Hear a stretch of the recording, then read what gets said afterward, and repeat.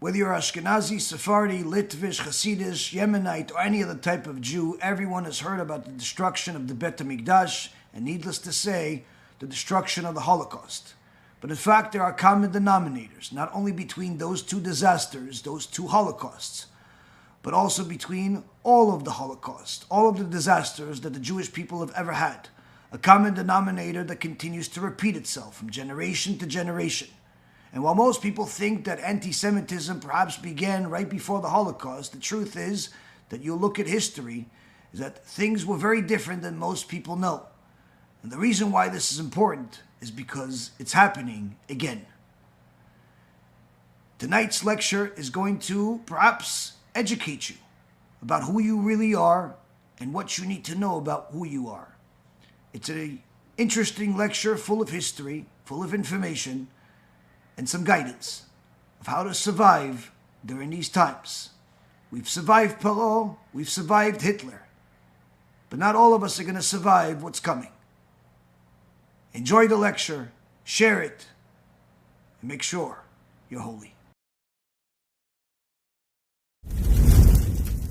B'Shem Hashem Na'aseh v'Natzliach, Shiur Torah, Bruchim Habayim. We are back here on our Tuesday night, but in preparation for the big day of Tisha B'Av, starting tomorrow night, we figured that instead of doing our typical Jewish intimacy series, we're going to go over some things that are extremely important. At first, we're going to go over a few laws for the Tisha B'Av day. And then after that, we're going to go into a little bit of history and try to figure out what's going on in the world today in comparison to what happened over the last couple of 100 years. Of course, everyone has heard about the Holocaust. Many people have discussed it, myself included. But really, there is a lot of history that most people are simply not aware of. In fact, while many people like to scream out MaShiach now and to the MaShiach will come, and thinking that MaShiach is like some type of lotto ticket that is going to save everyone, it's very important for us to know where we were, compare it to where we are right now, while we are mourning again on Tisha B'Av, this horrific day throughout all of Jewish history. Quite frankly, to see if we're repeating the same mistakes that we've made in the past as a people. Mistakes in business, mistakes in behavior, mistakes in spirituality, and otherwise. But first and foremost, we have to say the typical started, which is the shiur is going to be for the Refuah Shlema and Hatzlacha Rabbah for Rav Ephraim ben Shulamit, Rabbanit Sarah bat Anat, Tinok ben Sarah, Rabbanit Levana bat Sarah, Avi Mori David ben Esriya, Imi Morati Doris bat Jora, Sarah bat Esther, and also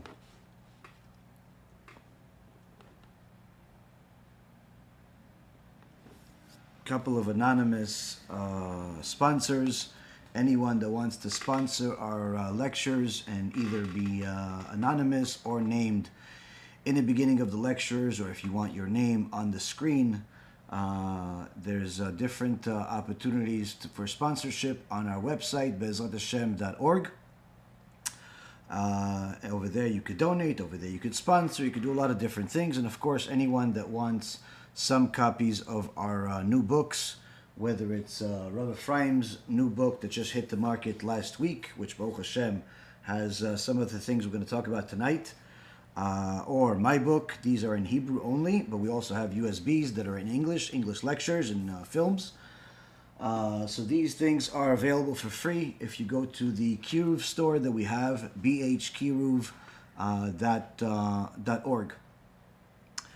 So with that being said, we're going to go into a few laws. I know that some of you that may be a little newer than others, the laws are not necessarily your forte, so it's good to be reminded of what we need to do tomorrow night. So tomorrow night begins Tisha B'Av. as the Sefer Bereshit and the beginning of the Torah, Kadosh Baruch Hu, aside from creating the world, he also created time, and he created the 24-hour system, of course. And for the Jewish people, a new day begins at night. So that's why the holidays or Shabbat begin at night. As the Torah says in every verse, each time Hashem completed a day, Vayi erev vayi boker yom rishon, vayi erev vayi boker yom sheni. It was night, it was day. First day, it was night, it was day. Second day, meaning that the day does not begin during the day, but rather at night.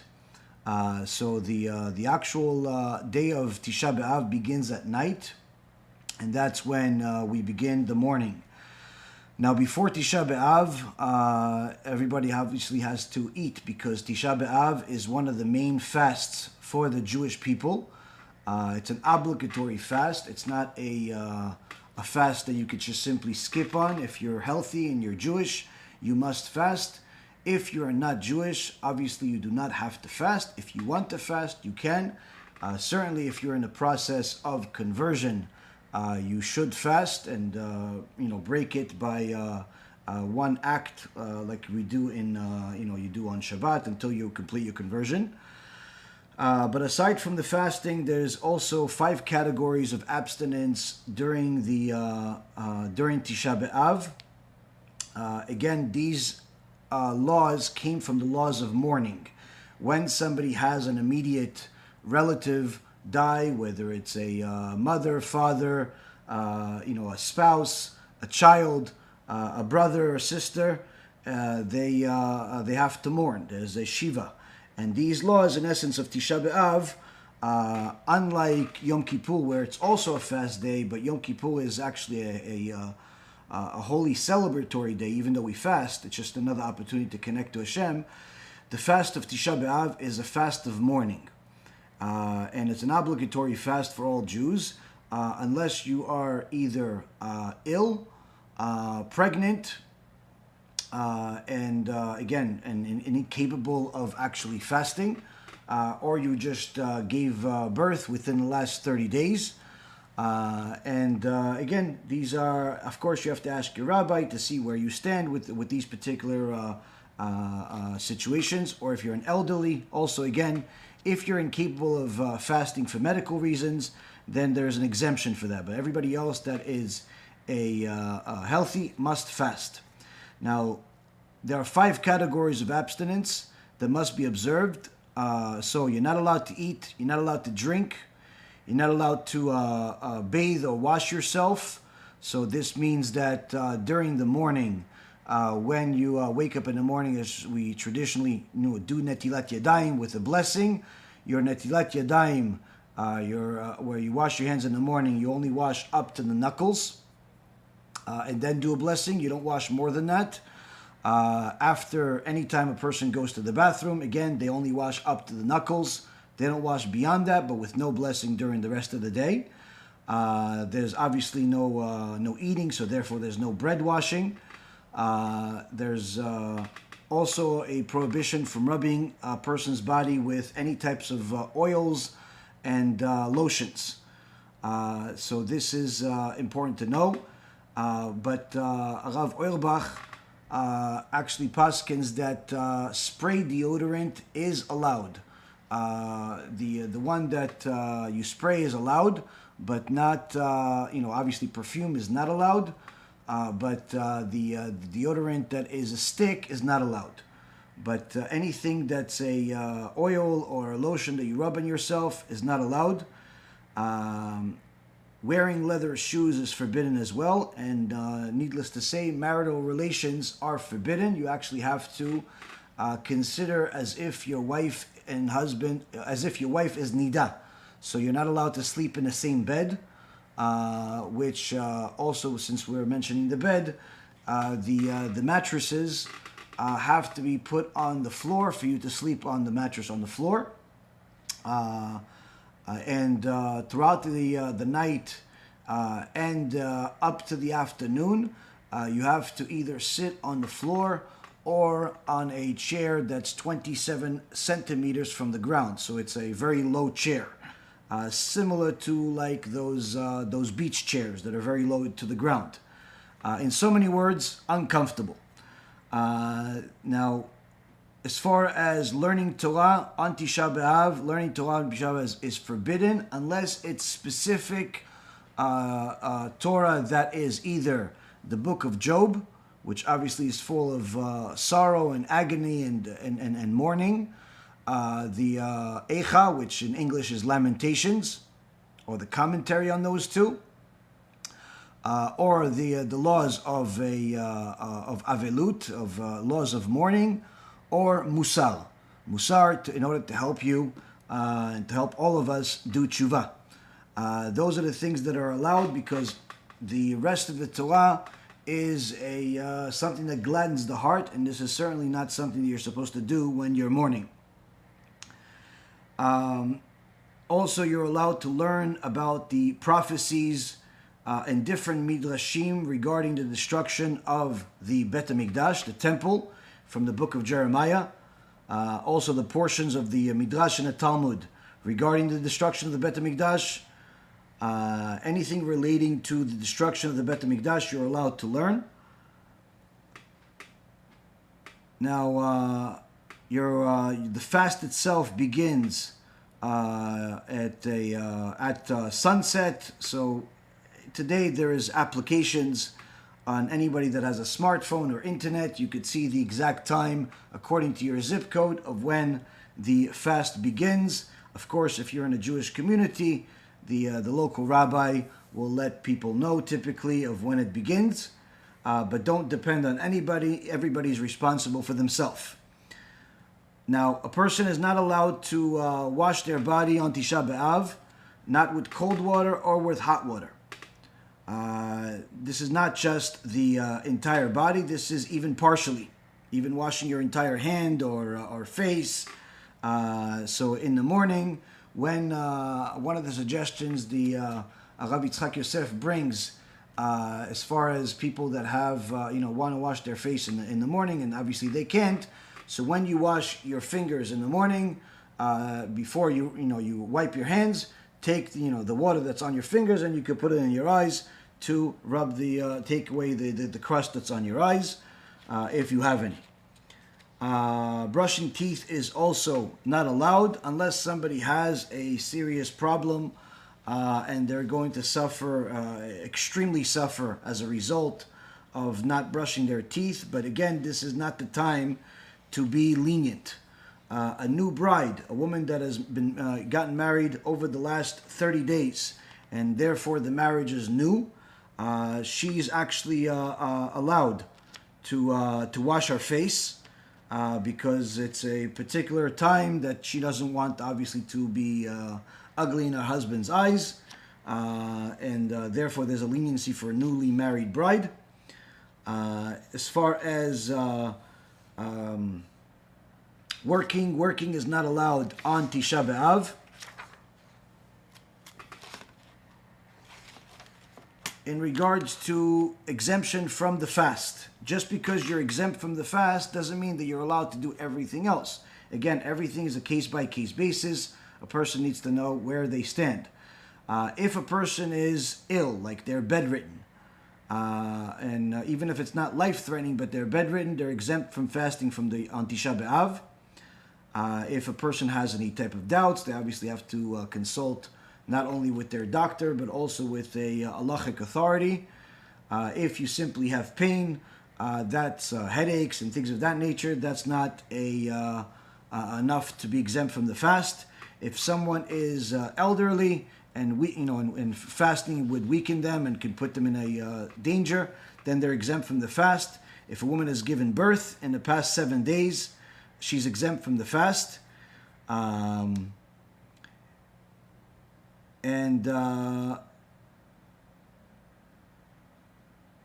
If she's given birth more than 7 days, but less than within 30 days, there are some poskim that are stringent and say that she should fast, or at the very least try.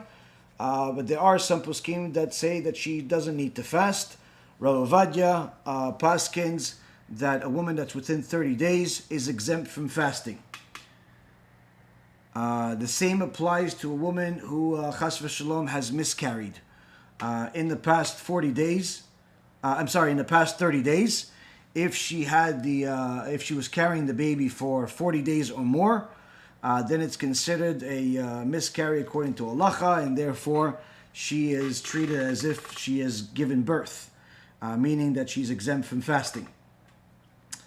Now, anyone that's exempt from fasting on Tisha B'Av due to illness or the other circumstances that we've mentioned, they're allowed to eat and drink regularly, but if it's a pregnant or a nursing mother, they're exempt from other fasts, but they're obligated to fast on Tisha B'Av. So if you're nursing or you're pregnant, you're obligated to fast on Tisha B'Av, unless the fast will make them very sick. Meaning, you can start fasting if you're seeing yourself start, getting dizzy and it becomes a dangerous situation. Then certainly you're allowed to eat. Children that are below the age of 13 for boys and 12 for girls do not need to fast at all. There's no need for them to fast.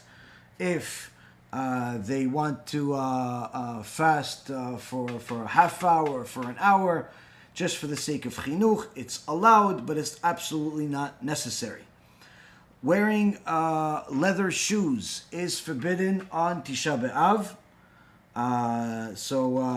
Leather shoes, leather sneakers, this is not allowed. But usually most people, the guys spend most of the day in the synagogue, or at the very least, the first part of the night and the afternoon, morning to afternoon. And typically most of the guys are wearing flip-flops and Crocs or something similar to that. That's not a problem, even though that's more comfortable. The poskim say that there's no prohibition for wearing that. The only prohibition is wearing leather shoes. Now, in regards to the day itself, a person needs to make sure this is certainly not a day to hang out with your friends, to chit-chat, to waste your time, to joke around, to tell jokes. It's a day of mourning. A person really needs to do whatever they can to get themselves to the point where they're actually feeling the destruction. They're feeling the disaster. And I know that people that are either ignorant to Judaism or simply unaware because they're new, to get to a point of crying is a world away from them. But I think with enough learning that we'll do today, B'ezrat Hashem tomorrow as well, and some of the other lectures that I've done over the years about the topic, there are many lectures that we've done over the years. I highly recommend you watch all of them because they simply, each one of them is very different with new content, which is what we're going to try to do, B'ezrat Hashem, today as well. There's a lot of reason to mourn.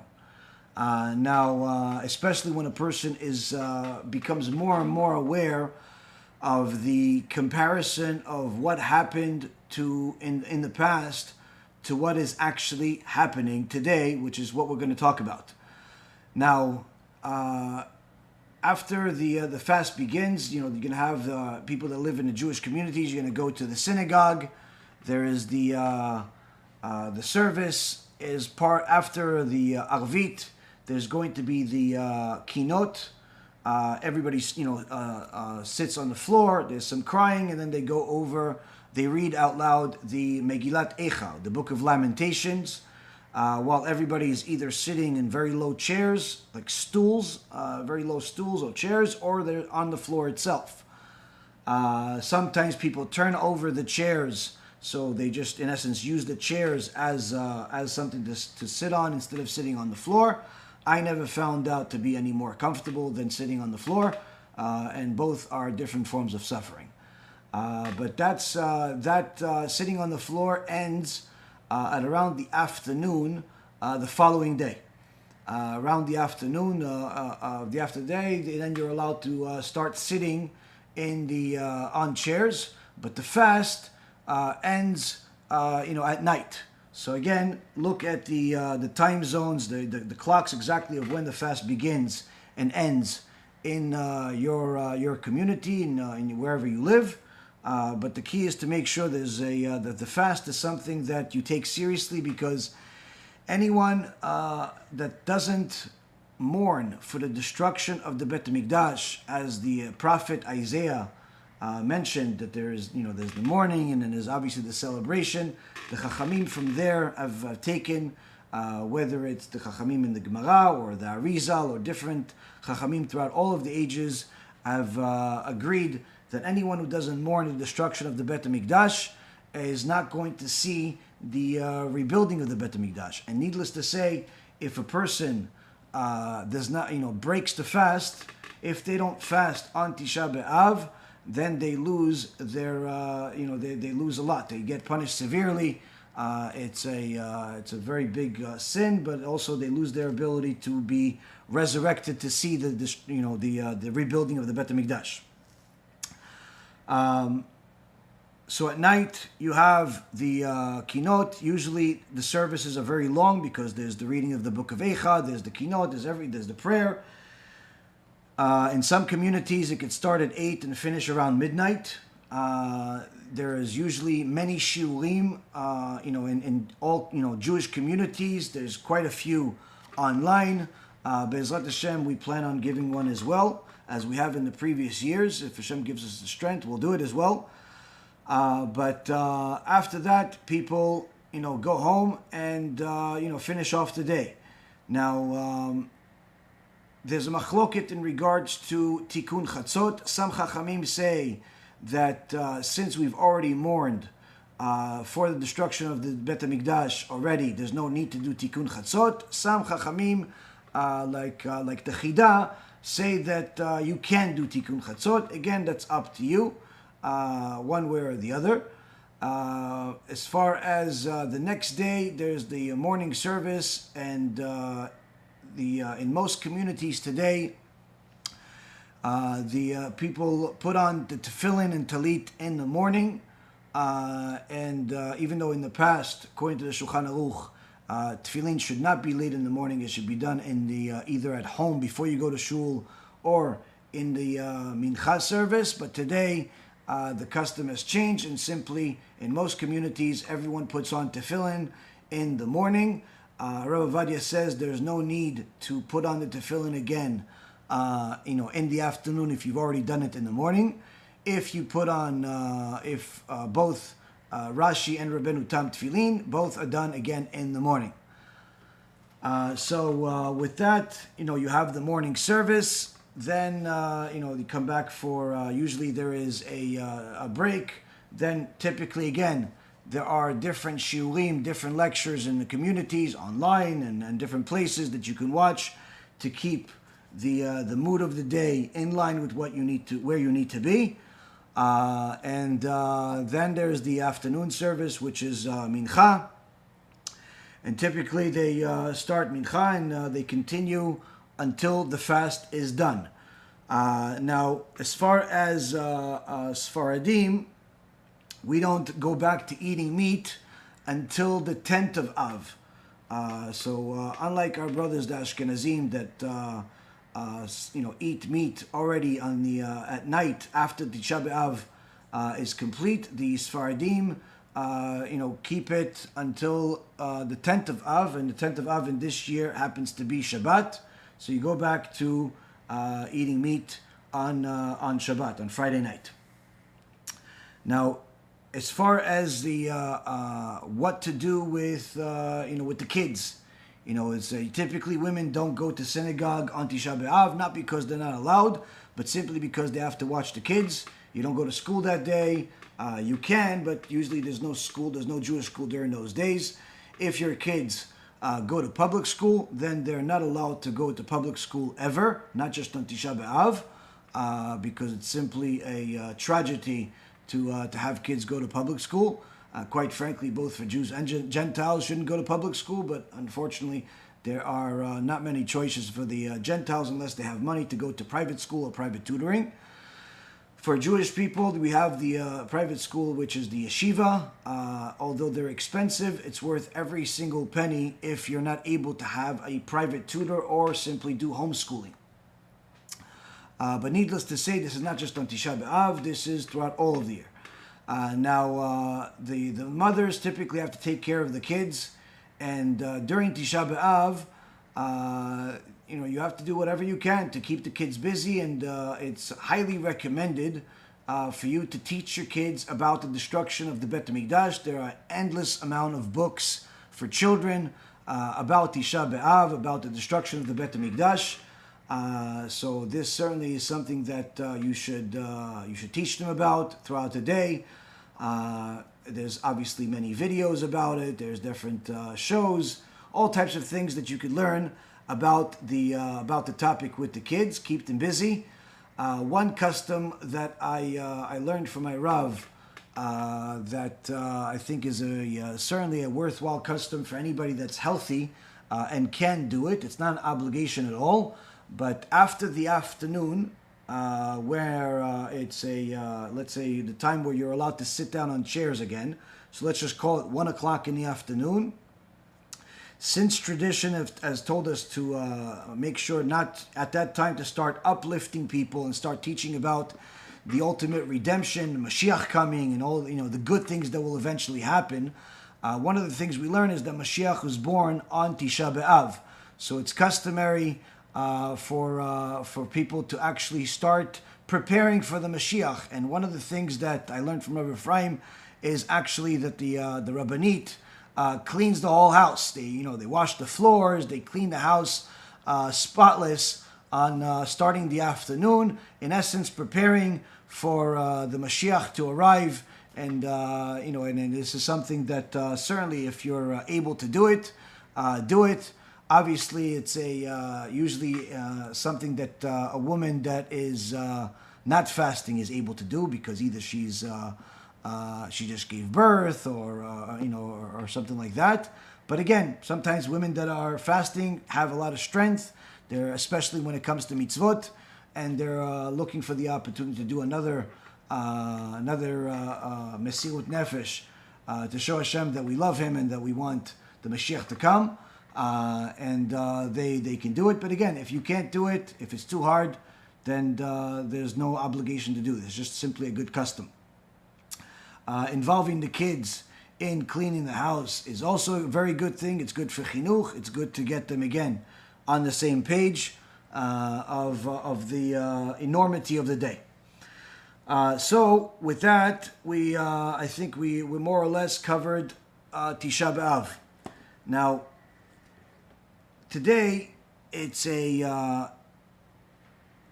really a mystery how there is many people in the Jewish world that are really ignorant about Torah. They don't really know very much. Sometimes they pretend to know a lot. Sometimes they're even rabbis. And they tell people to, look forward to the Mashiach. They have all types of speeches about Mashiach. They say Mashiach is in the air as if it's some type of perfume. They say Mashiach is coming now, and they're excited for it, while they are sinning the very same sins that led to the destruction of the Bet HaMikdash. Unfortunately, it's something that is not done in hiding. Usually, the more ignorant, the more arrogant they are. And this Rasha Modi that I spoke about recently, this comedian, recently had some type of show that somebody showed me, where he is talking to a bunch of other liberal Jews that are completely desecrating the name of God, insulting Judaism, Orthodox Judaism from all corners. And he, in so many words, says, "I'll paskin for you," as if he's the Maran, he's the Rav over there. And he says, "Listen, there's no hell in Judaism. All you got to do is just be a good person. In so many words, don't kill people. and say give some tzedakah, say some blessings. That's it. If you also want to learn Torah, that's a plus, but that's it. But the biggest thing of all is to yearn for Mashiach to come. In so many words, in a matter of like literally 10 seconds, he canceled the entire Torah. He canceled the entire Torah.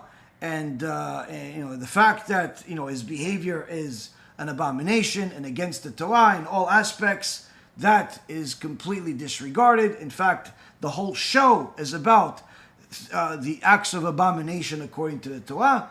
But again, yeshivot and synagogues and Jewish communities continue to invite him and people like him to make us laugh, to make the community laugh. But in reality, the Satan is laughing at all of us. So the question is this something new? This whole messianic ideology that cancels the Torah at the same time. Of course, we're all supposed to await the Mashiach, yearn for the Mashiach, prepare for the Mashiach, but not by canceling the Torah. The opposite. Yearning for Mashiach, expecting the Mashiach, means that every single day, each and every single one of us, whether you are from birth, or you're newly converted, or you're a Baal Tshuva, or whatever you are, it's doing Tshuva every single day. That's yearning for Mashiach. Helping other Jews get closer to God, that's yearning for Mashiach. Not just simply saying Mashiach now and singing a bunch of songs. It's a yearning for Mashiach, and expecting the Mashiach means that you are preparing yourself spiritually. Many times people think, no, I'm preparing for Mashiach. I just bought a house in Israel. There's no book in the world that's going to tell you that preparing for Mashiach means you need to buy a house in Israel. Preparing for Mashiach has nothing to do with money. Oh, no, I'm preparing for Mashiach. I sing songs at least once a day. There's no book in the world that Chachamim have written that says that preparing for Mashiach requires you to sing Mashiach now. No book. Now, unfortunately today, people have created a new religion. And you could even call it the Mashiach religion. Now, of course, they're under the auspices of different forms of orthodoxy, but I can assure you this has nothing to do with Orthodox Judaism. But more than anything else, we have to understand where we were and, what happened. What happened on this day, over the years. Of course, we know it all begins with the sin of the Meraglim, the spies that were, Moshe Rabbeinu sent after the request of the people. They wanted to go and spy out the land of Israel, and then they, instead of reporting what was actually there, they reported bad things about Israel, and that began the, turning this day into a day of mourning. Throughout all of history, the biggest tragedies that have happened to Am Yisrael have happened during this day, and it's not a coincidence. You have the destruction of the first Bet HaMikdash, where literally millions upon millions of people were murdered in cold blood. Happened on Tisha B'Av in the first Bet HaMikdash destruction. The second Bet HaMikdash destruction happened also on Tisha B'Av. Spanish Inquisition, Tisha B'Av. Major key days during the Holocaust, also Tisha B'Av. Different tragedies have happened on Tisha B'Av, and in fact, one of the things that we see in the Torah is that this has been really not just a common day where disaster strikes on that day, but before that disaster strikes, there's a certain behavior.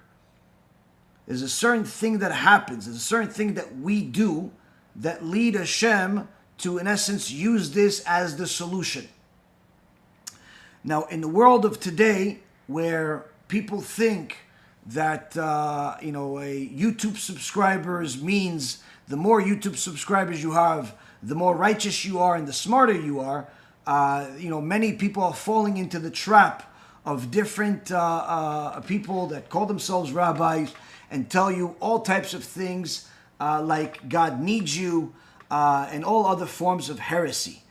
A recent shiur by Rav Meir Eliyahu, one of the Geonim in our generation, he brought some some of the words of the sages that are said everywhere, but he put it in a really good perspective in Parashat Dvarim, and he says, look at how Hashem brought us the salvation in the past, and then you'll understand some of the ways of Hashem. And he'll also address this issue. Moshe Rabbeinu did not want to be the MaShiach. He did not want to be the Redeemer. He didn't have the confidence in himself that he is fit for this job. And more than anything else, he says, I'm a terrible speaker. He has a speech impediment. He was both a stutterer and a stammer. Part of it was because of him putting the coal in his mouth when he was a little boy, with that whole event that happened where he was going to grab the crown, the golden crown of Paro, but the angel was sent to move his hand to grab the coals, and as a reflex, he put his hand in his mouth, but there was still a piece of coal in his hand, and he burned his tongue. So Moshe Rabbeinu, the ultimate redeemer, did not want to be a redeemer. Part of it was because he had a speech impediment. And of course, we see in Parashat Dvarim, Ele Advarim. He says all of these things, meaning that Moshe Rabbeinu became the ultimate speaker. Why did Hashem choose Moshe Rabbeinu as the speaker to Am Yisrael, to teach us the Torah, to bring us all of the laws, when he's in essence a terrible speaker and not quite fit according to his resume for the job? In order to make sure that you realize that it's not somebody that thinks that they are fit, but rather who Hashem picks. Mostly because if Hashem would have brought a good speaker, let's say like Korach, the politician, Korach was a fantastic speaker. Korach convinced 250 of the biggest rabbis in the world to go against Moshe Rabbeinu. He was not only wealthy, he was a very charismatic person. HaKadosh Baruch Hu says, no, I'm not going to bring you a charismatic person. I'm going to give you someone with a speech impediment, so you don't ever say that Moshe Rabbeinu convinced millions of people to follow God. But rather, the words themselves, the events themselves, God himself was what was the convincing part. And so, first, HaKadosh Baruch Hu shows us that the salvation does not come from what makes sense. Secondly, HaKadosh Baruch Hu chose the Jewish people, but he didn't choose the Jewish people when they were at their height, when they were, the 12 tribes fighting warriors against all of the nations, when the wars of the 12 tribes against the Canaanite nations that were literally destroying giants as if they were little cockroaches. No, Hashem didn't choose them then. He chose them when they were in Egypt, slaves, being defiled, being literally murdered, being destroyed on a daily basis, where Paro was murdering 300 babies every single day just to take their blood and bathe in it, because his necromancers told him that the blood of the Jewish kids is good for the skin disease that he had. So these very same people that had their kids murdered left and right, either in the morning for the bath of Paro, or because they didn't reach their quota and therefore they put their kids in there to replace the stones, all types of horrific things that happened to the Jewish people. They became slaves that worse than any other people in history, to the point where they no longer saw themselves as anything but slaves. So when Moshe Rabbeinu came to redeem them, they didn't understand, what is he talking about? Us being redeemed, us not being slaves, it didn't make any sense. So HaKadosh Baruch Hu chose us as slaves. Why did HaKadosh Baruch Hu choose us as slaves and not when we were doing really well? Very simple. To make sure that we know forever and more that HaKadosh Baruch Hu does not need us. Does not need us. He is the one that lifted us up from nothing. We were nothing. We were zero. We were below zero. We were slaves. We were murdered. Literally tortured. Shlomit Bat Divri was raped by one of these Egyptians. Horrible things happened to Am Yisrael in Egypt. Countless people were killed. That's when HaKadosh Baruch Hu said, you're my chosen people.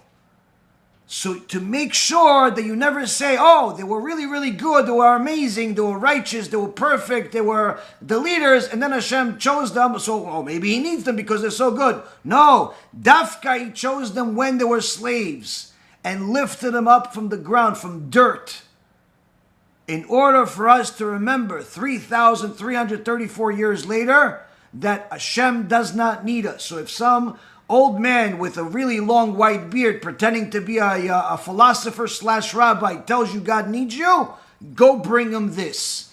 And this is mentioned in countless places in the Midrash, in the Gemara, by Chazal. It's literally all over the place. A person needs to know these things. Why? Because the Orach Chaim HaKadosh says in the before MaShiach comes, we are going to reach the 50th level of Tum'ah. What's the 50th level of Tum'ah? Heresy. Heresy is the 50th level of Tum'ah, meaning heresy is going to be everywhere. People are going to distort the Torah. Some of them with beards, some of them without beards, some of them with podcasts and a bunch of questionable guests, some of them with YouTube channels, some of them with big congregations in rich neighborhoods. All types of heretics are going to come. And it's important for a person to know that they are either going to be a victim as a result of their own ignorance, or they're going to prosper as a result of their own acquiring of knowledge. So here we see that HaKadosh Baruch Hu doesn't need us, he chose us, but then he almost destroyed us. Why? Why almost destroy us? What happened? What happened that this had to happen? Now, we know that in the first Bet HaMikdash, Am Yisrael made the 3 cardinal sins. Immorality, which includes wasting seed, LGBTQ, intermarriage, these types of things, as well as murder and idolatry.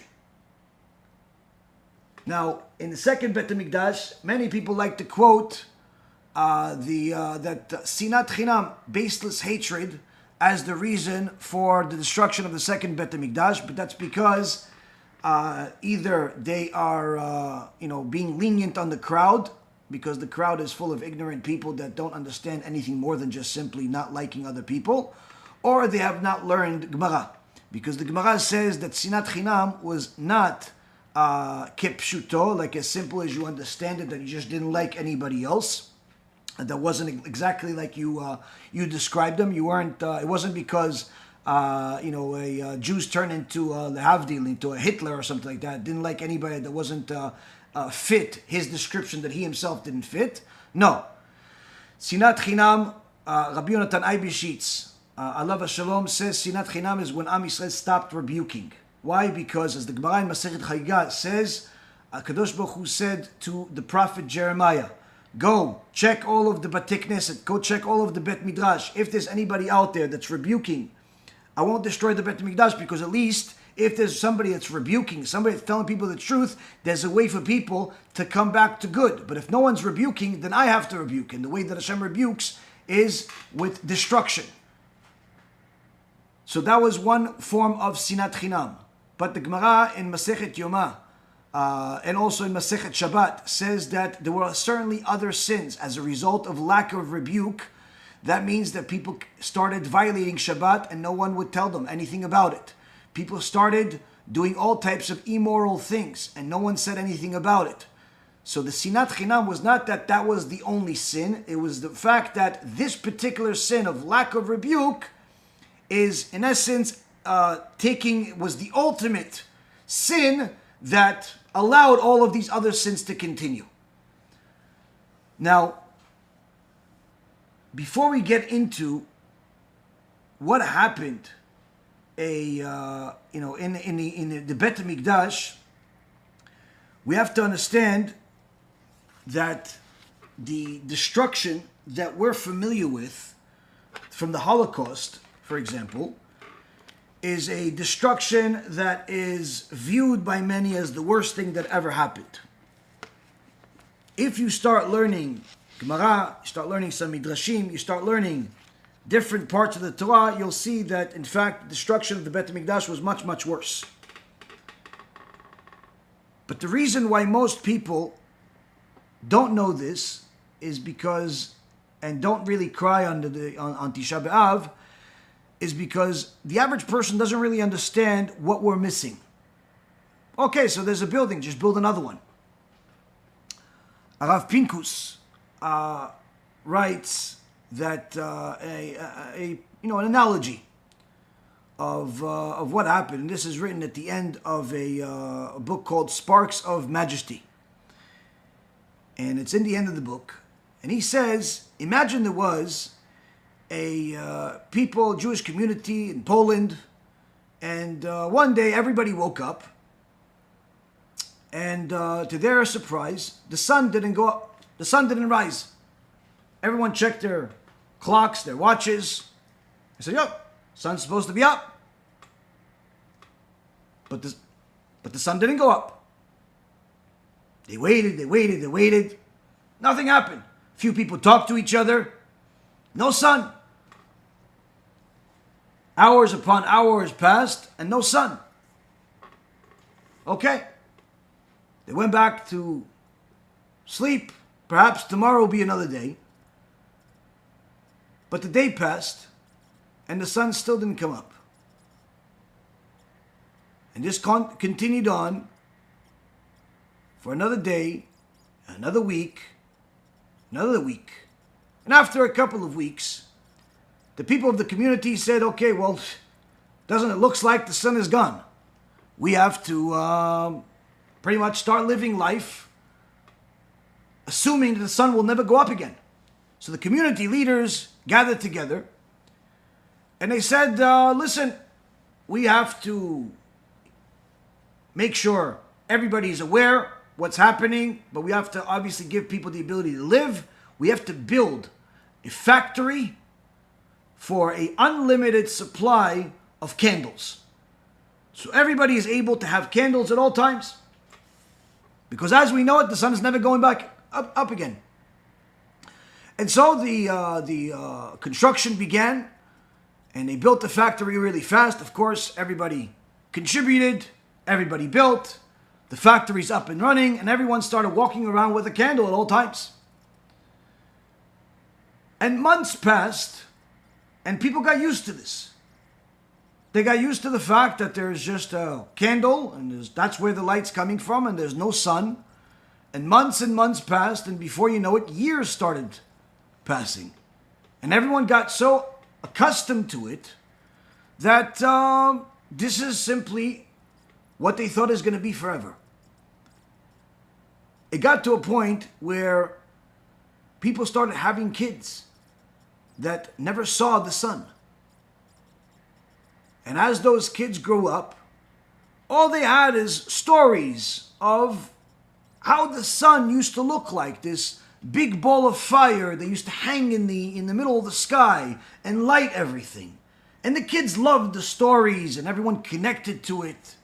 But they truly couldn't comprehend what's there, but sure. Seems wonderful.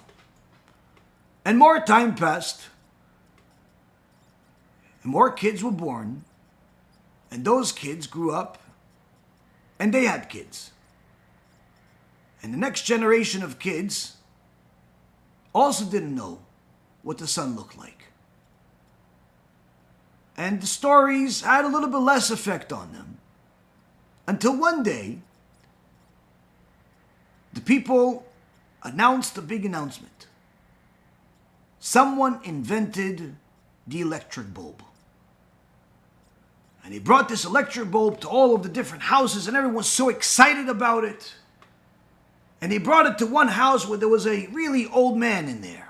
One of the few remaining people that actually saw the sun. And they wanted to see what the old man thinks of this.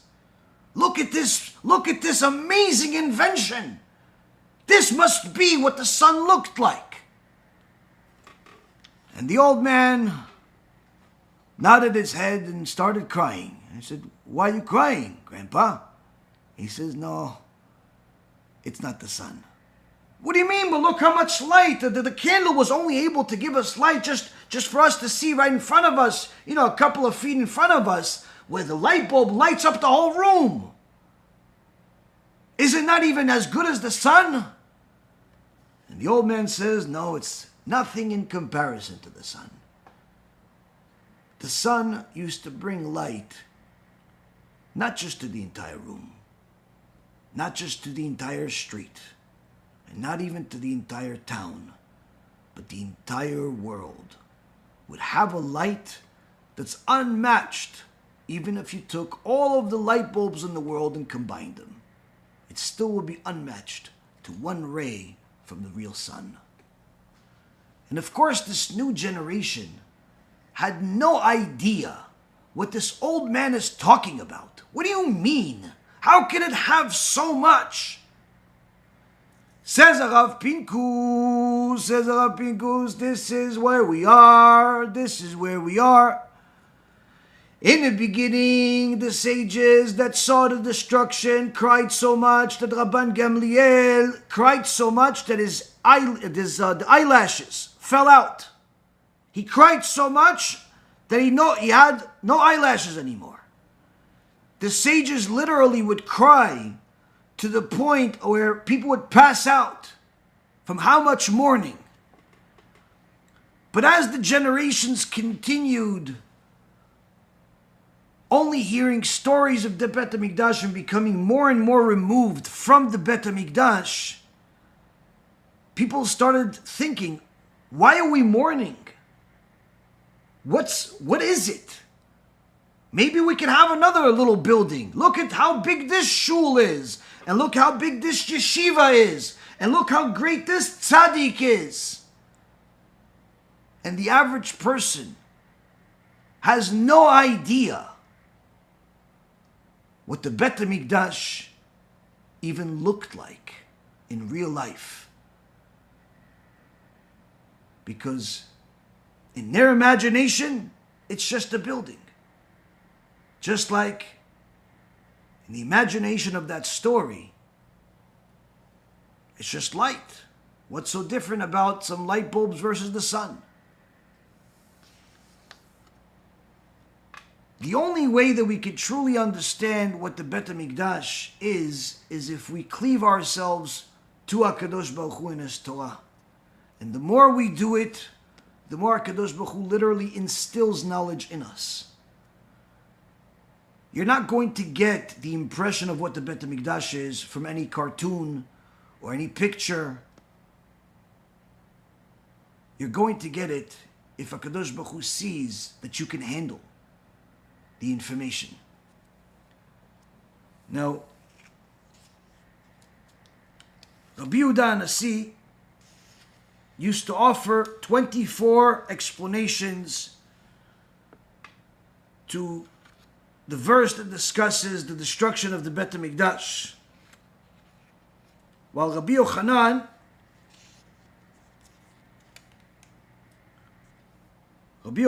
used to offer 60 different explanations. This is not because Rabbi Yochanan was a greater scholar than Rabbi HaKadosh. Rather because Rabbi HaKadosh, Rabbi Yehuda Nasi, he lived in a generation where some of his elderly congregants were survivors of the Bet HaMikdash Holocaust. Some of his congregants saw the destruction of the Bet HaMikdash.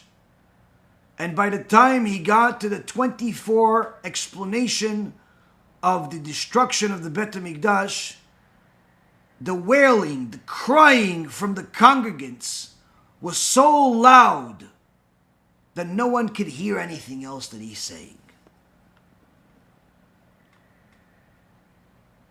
Whereas Rabbi Yochanan lived at a time where none of the congregants saw the Bet HaMikdash. Now, when we cry over the Bet HaMikdash, we're not crying over a building. We're crying over a missed opportunity to be as close to Hashem as you can humanly be. Missed opportunity to be close to the Shekhinah. Missed opportunity to be able to do tshuva and clean yourself with one korban. Missed opportunities of literally living with holiness at all times. When Rabbi Yeshua ben Hanania traveled to one of the large provinces in Rome,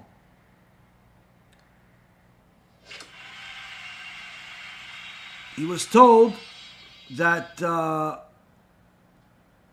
there was a beautiful looking child, Jewish child, in the prison.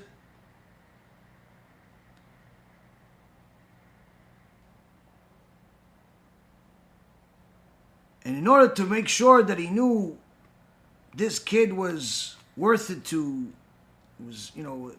do everything possible to release him, he asked questions to see if this kid was a child that knew Torah or a child that didn't know Torah. Where is this child? What kind of prisoner do you have here? And he found out that this kid was literally a Torah giant, already at a young age. And he did everything possible to release him, and this child actually became one of the Chachamim. Meaning that even the kids that lived at the time of the Beit HaMikdash were extraordinary Torah scholars that the world cannot even imagine today.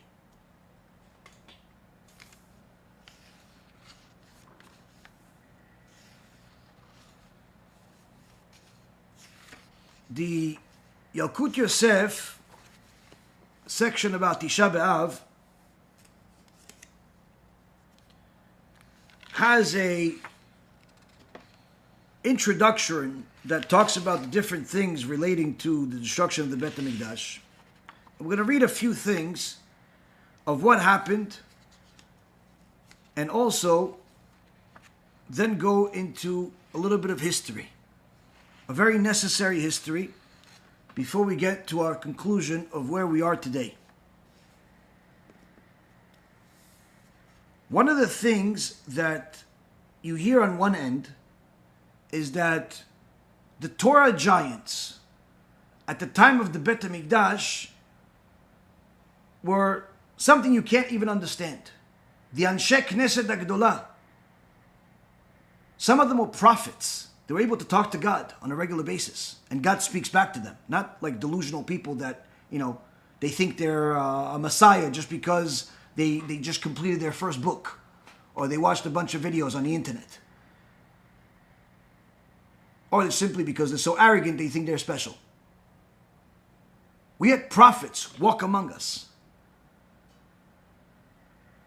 The average person cannot even understand the genius of the current Gdolei Ador, how much Torah the current Torah giants have. When I tell people that, Rabbi Ephraim completed Masechet Shabbat in 24 hours, like, are you sure? Like, that's not possible. They don't understand. What do you mean? He completed an entire tractate of Masechet Shabbat in 24 hours on Shabbat? Did he eat? Did he sleep? Did he breathe? When I tell you that B'ezrat Hashem in the next couple of months we're going to have almost 100 people that completed the entire Shas in a single year. Most of them have never completed the Shas even a single time. But they went into a program that we have, Baruch Hashem, they're all about to complete the Shas in a single year. The average person is like, what do you mean? I've been studying Torah for 20 years, never finished the Shas even once. How are they doing it in 1 year? When you tell people that Rabbi Ovadia, alav Shalom, knew 60,000 books by heart, word for word, more than any of us know any page of any book, including our Siddur. 60,000 pages by heart. He was tested by one of these journalists that tried to make a joke out of him, only to make a joke out of himself. When he realized that Rabbi Ovadia was not like a regular person. People have no concept of the giants of literally that are walking among us or were just around us a few years ago. So when I tell you that we had prophets walking in the streets, the prophet Isaiah, the prophet Jeremiah, the prophet Zechariah, Yechezkel, all types of prophets that saw extraordinary things in the heavens, saw things we cannot even explain in words. They walked among men. Little children, like this story that we just mentioned from the Gemara Masechet Gittin, knew more Torah than anybody in the world today. Little kids. So the question begs, if there were so many Torah giants, why didn't they use some of this Torah to stop the enemy? Because surely we all know the stories of when people wanted to attack Jewish people, either at the time of the Arizal or the time of the Gaon Mivilna or other Mekubalim and Tzaddikim, and a single tzaddik would literally defeat anybody that's walking in our way. So surely if the Arizal was able to literally command angels to do whatever he wanted and study with Eliyahu Navi on a regular basis, surely 1,500 years, 2,000 years before him, the prophets were able to do the same. The tzaddikim were able to do the same. So why didn't they do it? Why don't they just call one of these angels and tell him, listen, Gabriel, this Nebuchadnezzar, destroy him for me. Do me a favor. Just this afternoon. Finish it quickly because I have a shiur coming up. And that, Rabotai, is a legitimate question. But it's not a new question. Because the Midrash from a couple of thousand years ago already brings it up. The Midrash Echa Zuta, chapter 1, section 7, teaches that when Nebuchadnezzar came to Yerushalayim, he was already expecting to destroy Yerushalayim in a short period of time. And he was surprised because the warriors that the Jewish people had superhuman powers. One of them was a person by the name of Akiva ben Naphtali, who would catch the boulders. These boulders literally weigh several tons each. They would fling these boulders to cause destruction, the equivalent of bombs today. This Akiva would catch it with one hand and throw it back at Nebuchadnezzar's army, causing massive destruction. After he got some training, the Midrash says, he was able to catch multiple boulders at the same time, even with his feet. He would catch a boulder with his foot and then kick it back to destroy Nebuchadnezzar and his army. In fact, the Midrash says that there were tzaddikim among Am Yisrael that were able to command different angels of fire to come down from heaven and destroy any enemy army. And all of the nations knew this, and therefore they didn't mess with us. But Nebuchadnezzar came. Why didn't these tzaddikim command the angels to do so? That's because they did try. They tried commanding the angels to come, as they always have, for different reasons. And for the first time ever, it didn't work.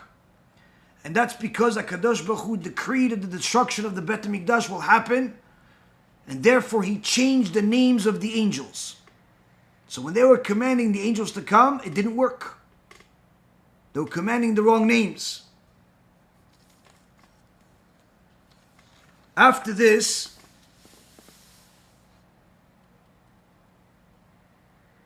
the uncle of Jeremiah, his name was Hananel.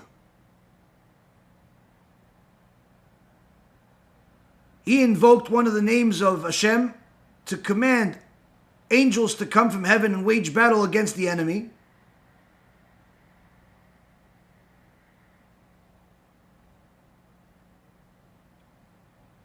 And when they came, the Assyrians ran away. But after Hashem changed the names, it didn't work anymore. So Hananel invoked the name of the archangel of the world, which allowed him to levitate the entire city of Yerushalayim in the air. So no enemy can reach us. When HaKadosh Baruch Hu saw this, he kicked out the archangel out of the heavens, and Yerushalayim crashed to the ground. This, Rabotai, is what we had walking among us. Believe or not believe, that's your problem. But these are the things that are in our holy books. Now, if you have such amazing people, why destroy? Why destroy? The Gemara in Masechet Gitin, page 57.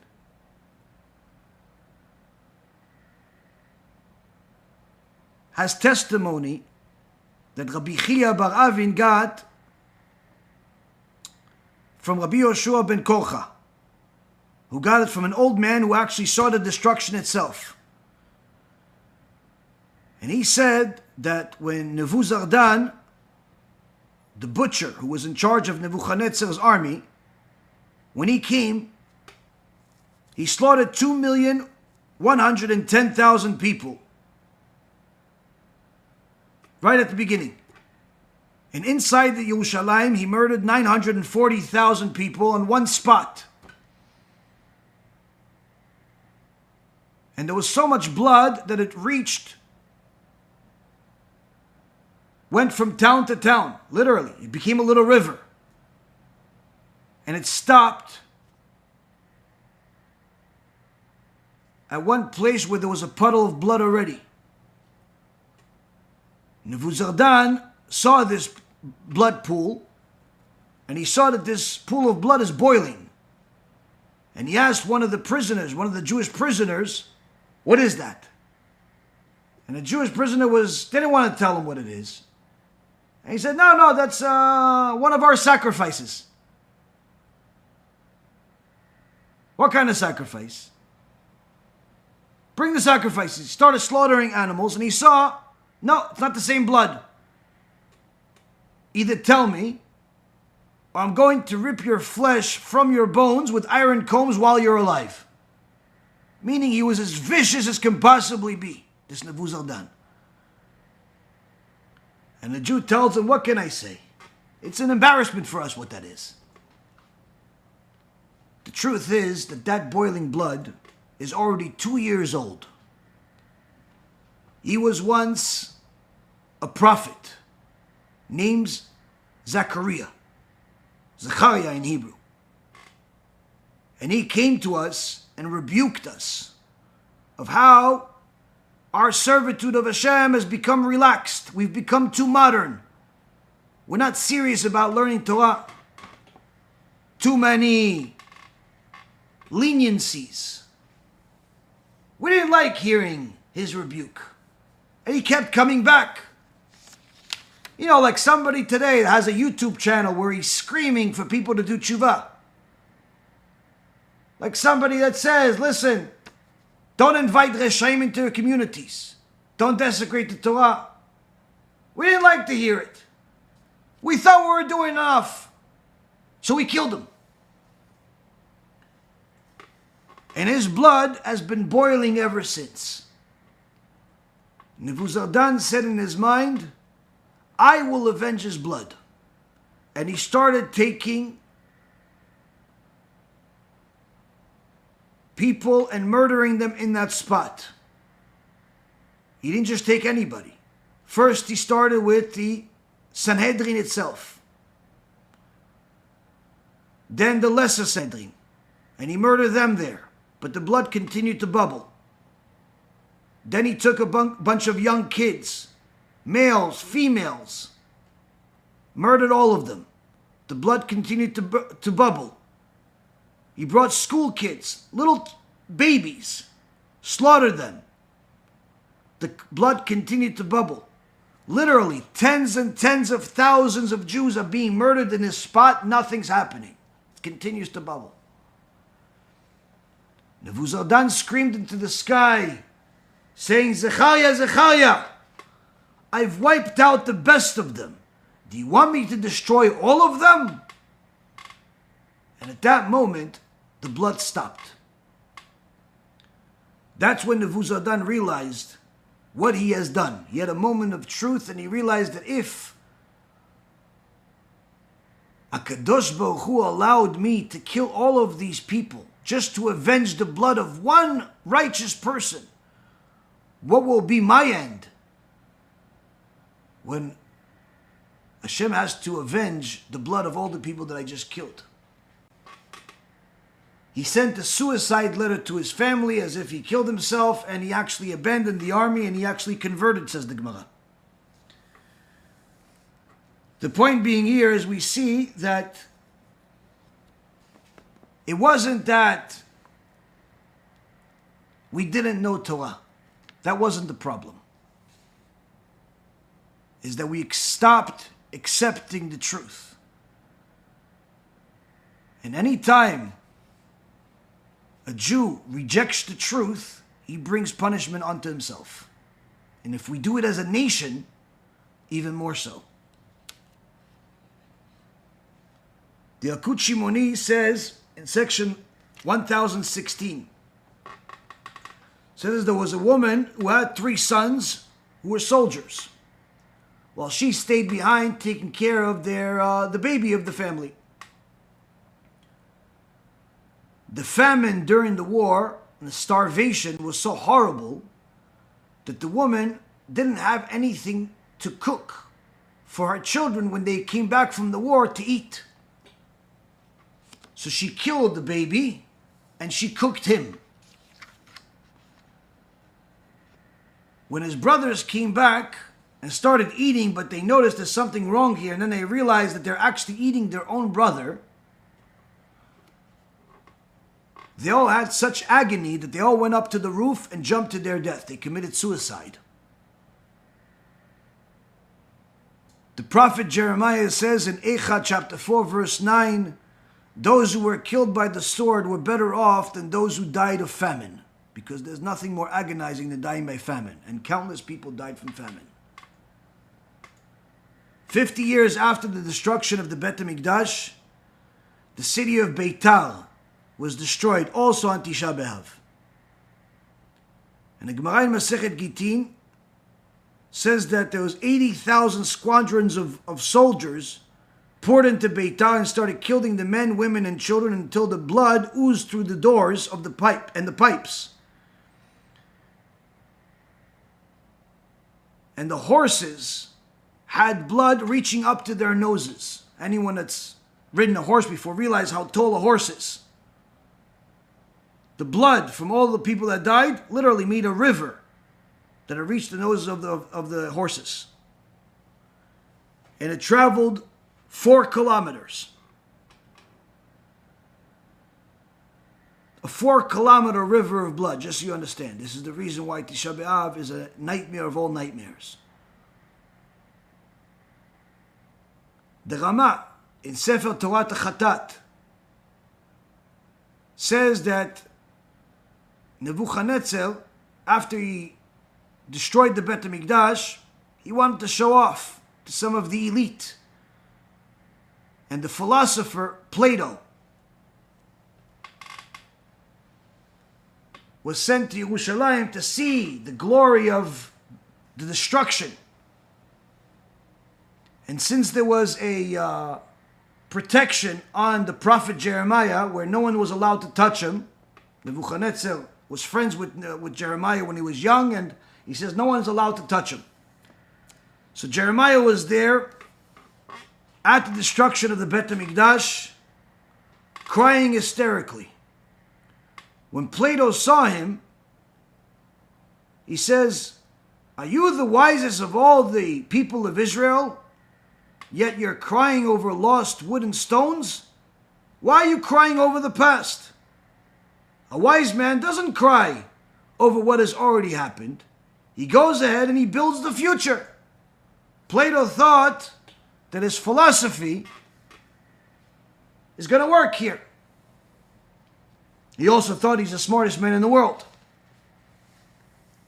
The prophet Jeremiah says, "Are you the world's leading philosopher?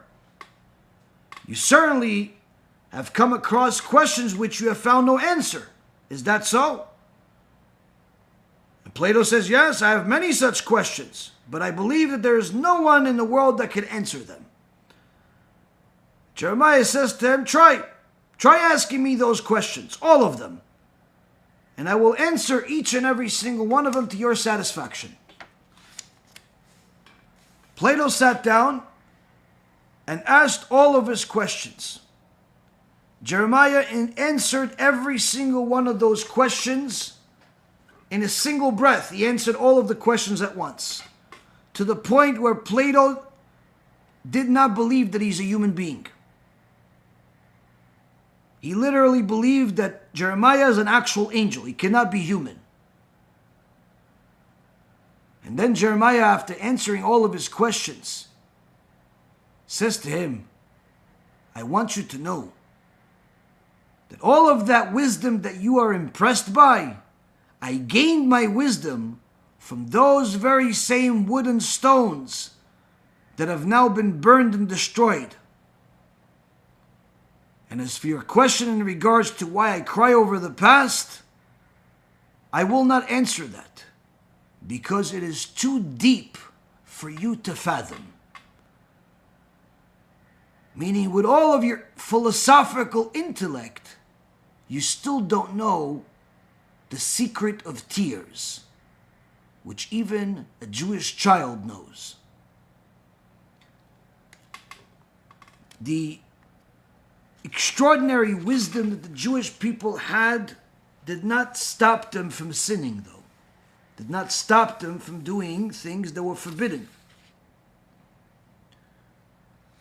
And unfortunately, this is the type of behavior that HaKadosh Baruch Hu warned Am Yisrael about over and over again, to no avail.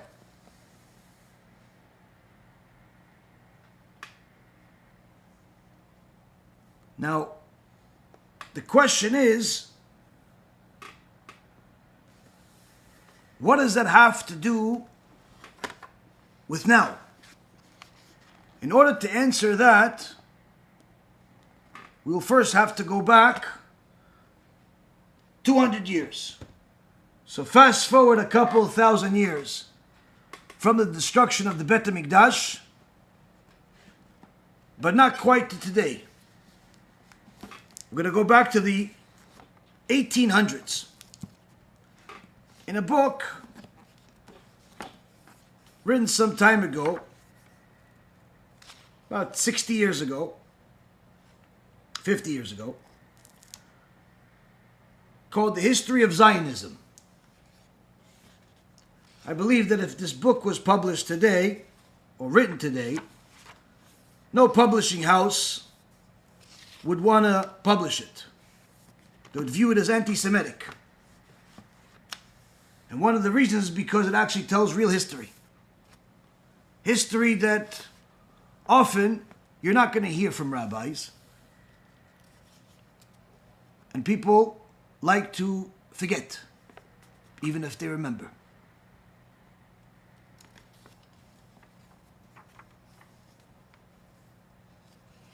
Anti-Semitism did not begin during the Holocaust. In fact, anti-Semitism has been standard throughout most of Jewish history.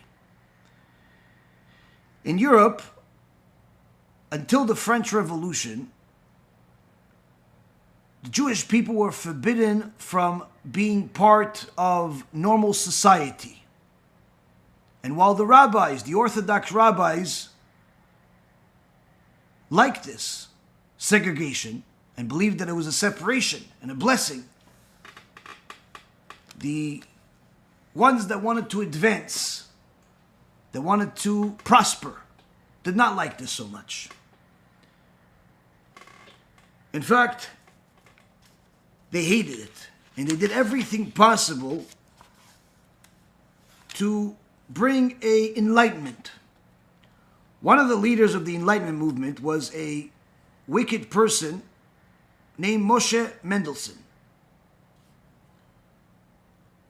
who said that as a Jew, my son could only become a physician, a trader, and a beggar. And he hated this. He wanted his son to be something else. And once the revolution began and the Jews were allowed to slowly enter into all types of commerce, there was only one thing that was holding them back, according to them at least, from being accepted by society like everybody else.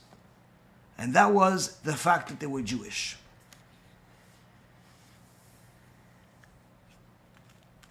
And therefore it became a thing for Jews to abandon Judaism, and in fact hate it.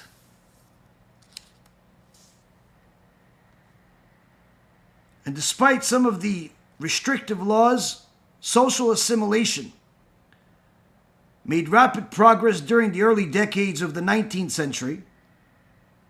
Many Jews moved from the villages into large towns where they could find better living quarters.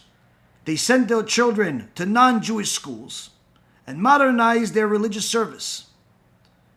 And among the intellectuals, there was a growing conviction that a new Judaism, purged of medieval obscurism, was an intermediate stage towards enlightened Christianity.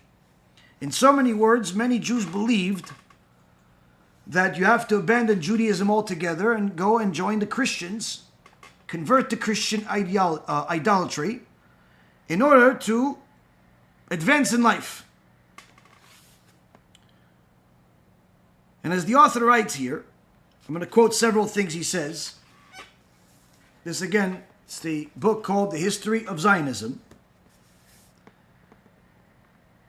He says, towards the middle of the 19th century, a person by the name of Yaron Reuven, the most eloquent and courageous advocate of emancipation, suggested that a Jew who preferred a non-existent state and a nation, meaning Israel, over Germany, ought to be put under police protection, not because his views were dangerous, but because he was obviously insane.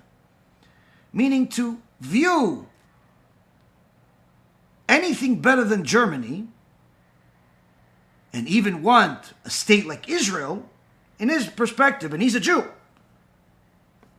is insanity. And he didn't stop there. He actually wrote that whoever disputes my claim, this is the Yaron Reuven, whoever disputes my claim to the German fatherland, he, on this occasion, disputes my right to my thought and feelings, to the language that I speak, the air that I breathe. He deprives me of my very right to existence, and therefore I must defend myself against him as I would against a murderer. Does this sound similar to some of you that watch some of this liberal media, lefty liberalism, and all of this other junk that's out there? Well, if it hasn't yet, wait till the rest of it sets in. Reuven summarizes philosophy, the spiritual marriage of Judaism and Germany, in a rhyme device, where he says, we have one Father in heaven and one Mother, God the Father of all beings, and Germany the mother on earth. One of the leading Orthodox rabbis in 1848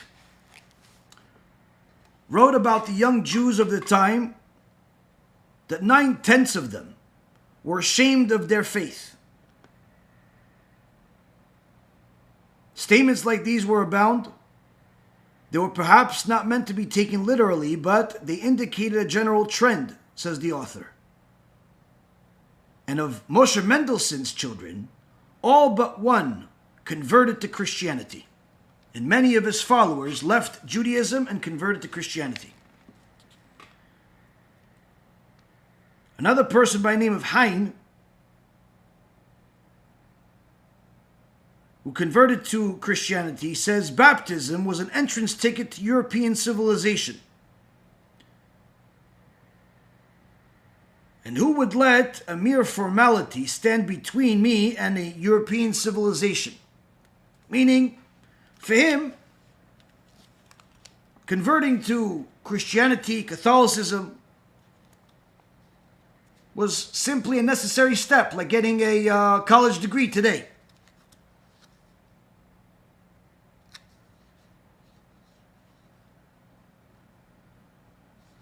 Now, if this was only the few that did it, then this would be good news. But unfortunately, this became a standard. In fact, young women and older women joined this ideology, started opening all types of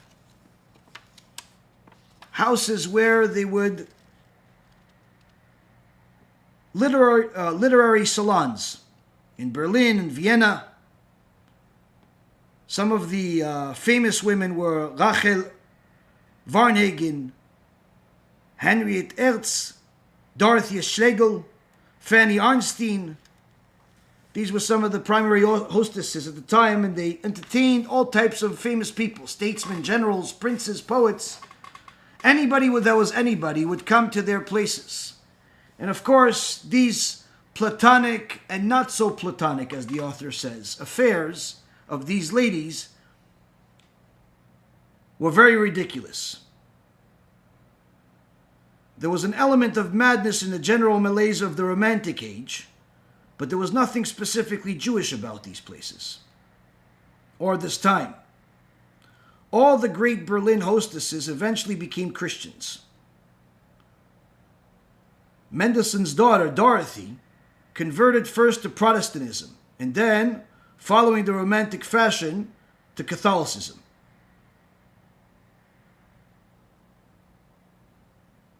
His other daughter, Henriette Hertz, said about her father, Moshe Mendelssohn, that he possessed virtues of a Christian.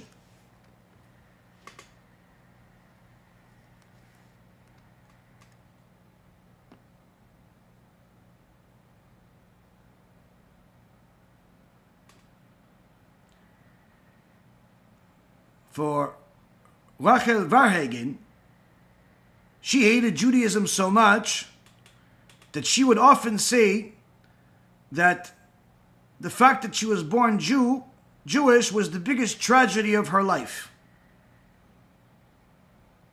As if a dagger penetrated her heart the moment that she was born. She considered it a disgrace to her life, a suffering, a misfortune.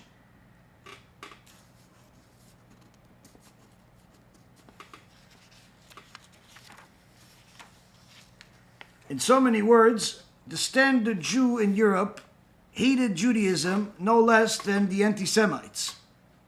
Self-hating Jews was not a new thing of this generation. As the Jewish middle class started to rise, the attitude towards Judaism itself worsened.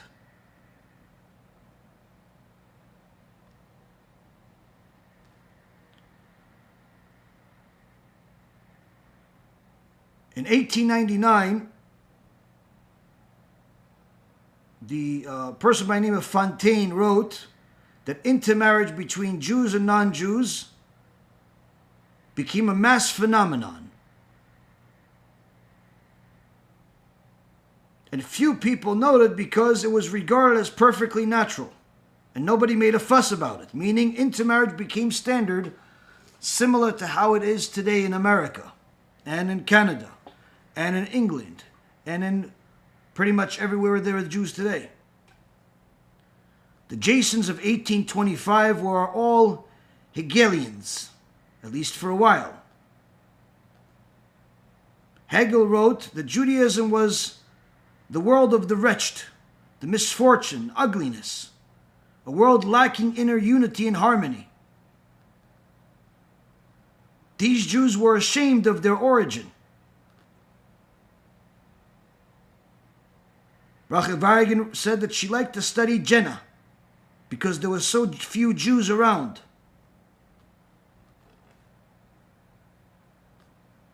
Another person by the name of Born reported that in his university there was very few Jews and none of them would ever walk next to each other.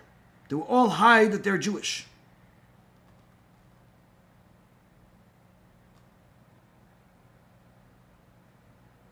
It got to the point that in Berlin, one of the compliments that you can give a Jew is that there was nothing specifically Jewish about him. This is over 100 years before the Holocaust. And I know that some of you are surprised that it's not today. But it is today. With the growing social and cultural differentiation inside the community, the more educated were more often ashamed of their less fortunate co-religionists, who were less assimilated than themselves, but with whom they were nevertheless identified in the public mind. In so many words, the Jews that have abandoned Judaism, call them secular Jews, or Jews that have adopted Christianity, hated religious Jews. Exactly what's happening in Israel right now and in other places around the world. There is such a hatred between the secular Jew and the religious Jew right now that the secular Jews literally believe that the things that were said about the Jewish people in Mein Kampf were only relevant to the religious Jews, which is the exact opposite, actually. Some of the things they're saying literally on radio stations in Israel, some of the things that are being said here in America by Jews. We're not talking about anti-Semites that are American, Nazis. No. We're talking about Jews speaking about other Jews. Even Jews like Modi that considers himself religious. What he actually says about Judaism and the Torah. These types of statements are not different than what was said a couple of 100 years ago.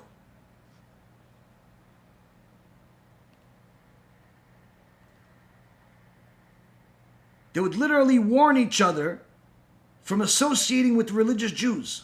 You must be careful not to look at them or take an interest in them, as if religious Jews were like a plague of some kind. One of the future socialist leaders, a person by the name of LaSalle,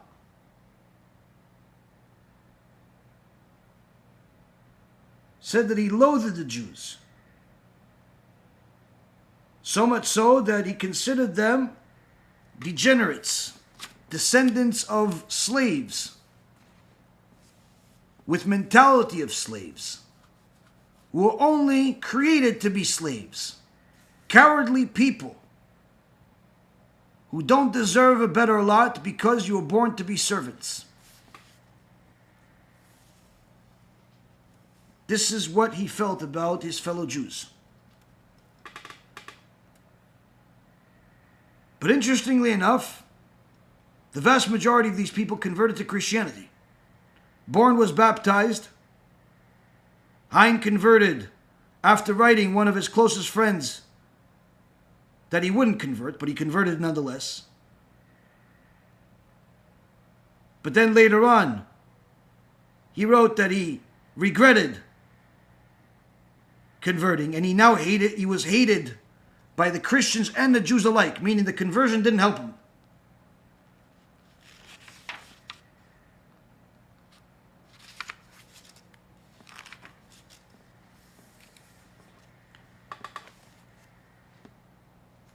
Now, it's often said that the worst happened in Germany. There's no real statistics that you can guarantee, but the author brings that there were actually more conversions of Jews to Christianity in England, in Russia, and in Austria, and Hungary, than even in Germany. Meaning, as bad as the situation was in Germany, with the intermarriage, according to some statistics in PU research, that there was literally nearly 90% intermarriage in Germany, the situation was even worse in England, in Russia, in Austria.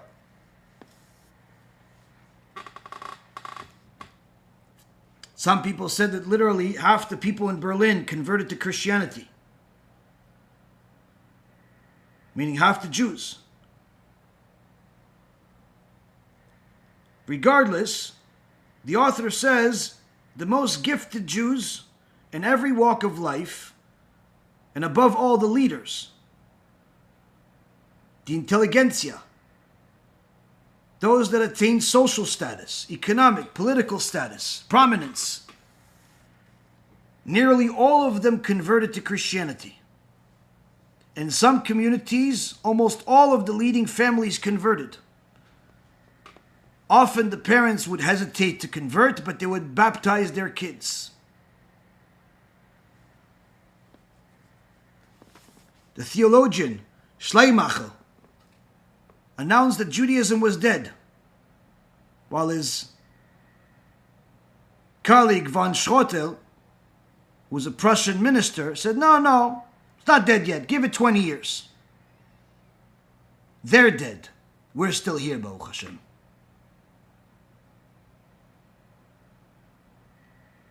The ultimate goal of all of these Jews,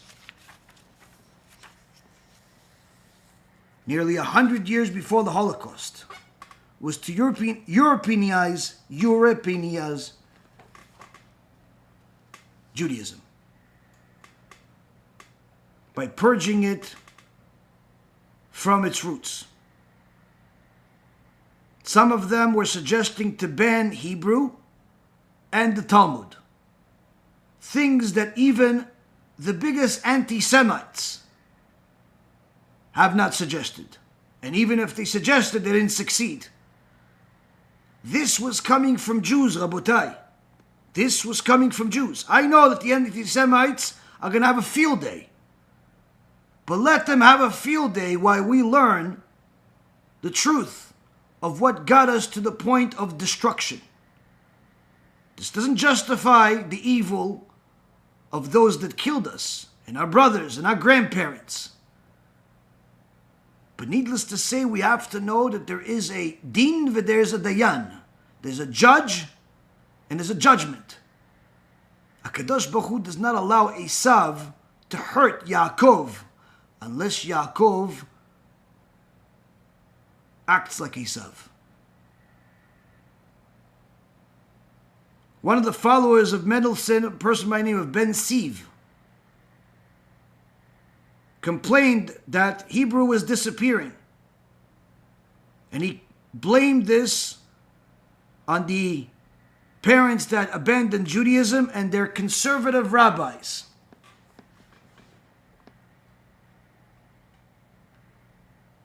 The parents wanted their children to learn only subjects that would assist them in a professional career. Languages, mathematics, sciences. Does that sound familiar? You go to yeshiva today? Yeah. So you're going to become an avrech? No. My parents want me to go to college. They want me to be a doctor. Okay, fine. You could be a doctor, but why don't you go learn Torah for another few years? Not to go be a doctor. No. My parents want me to be an engineer. Okay, fine. You could be an engineer, but why don't you learn a few hours a day? No. My parents are paying a lot of money for tuition, so I could become an astronaut. I could become an accountant. I could become everything but a Talmid Chacham. Why don't you become a Talmid Chacham? No, they don't make enough money. Said it, but you said you like Torah. Yeah, but my parents said that I need to make money. I literally have kids crying to me, telling me that they want to learn Torah, but their parents won't let them. Their parents are forcing them to go into a career. And then the parents are going to cry when that career doesn't bring any salvation. This is not the first time. 200 years ago, 100 years before the Holocaust, same thing was done by parents back then, Jewish parents back then, forcing their kids to go to school in order to learn all types of subjects that would help them in a professional career and stay away from Torah. The Orthodox rabbis at the time certainly acted the opposite. They banned worldly subjects altogether because the science was not taught for the sake of objectivity in education, but rather for the sake of destroying Judaism.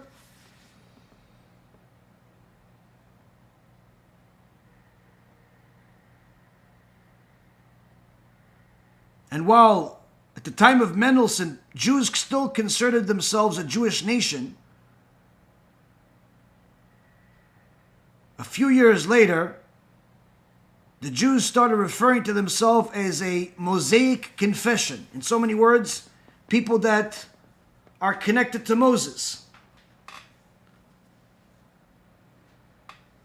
And the religious reform movement gathered momentum. Throughout the first half of the century, they changed the Siddur, so much so that the national,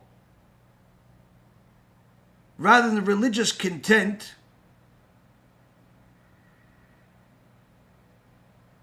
that those of national rather than religious content were referring to the coming of the MaShiach were deleted. Anything relating to MaShiach, they deleted. So the prayers we have about in a morning blessings or in a shachrit, Uba Letzion Goel Shevet Pesha B'Yaakov, the Reform rabbis removed it from the Siddur. What they replace the statements of Mashiach with? They started bringing organs and all types of musical instruments into the synagogue, or they started calling them temples instead of synagogue. They started giving the girls and boys a confirmation, which is something that Jews do not do. The Reform rabbis went against the Orthodox rabbis and dropped completely the issues of mikveh and even the mourning and funeral process of Judaism. Some even changed the religious services from Shabbat to Sunday, like the Christians, and started telling the parents, the Jewish parents, they don't need to circumcise their kids anymore if they don't want to. Why deform the kid? And if that wasn't enough, they started singing Christian songs in these temples, lighting candles of the Hanukkah candelabra while having a Christmas tree next to it.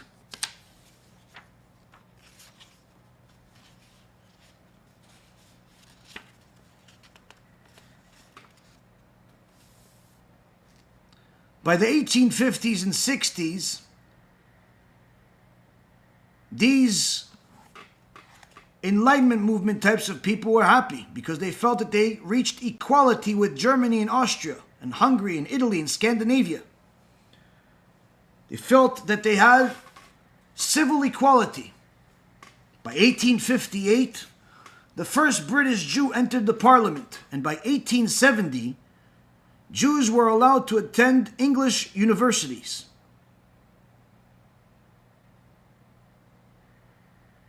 There was still some anti-Semitism, but not as public as the previous century. And the Jewish community, or Jewish people that lived next to each other, felt that they were truly enlightened. Success. They were optimistic. They were prospering. They started acquiring great riches. They started going into all forms of business and industry. All types of professions. And by 1905, less than 5% of the population of Berlin were Jews, but yet they provided 30% of the municipal tax revenue, meaning the Jews became extraordinarily wealthy.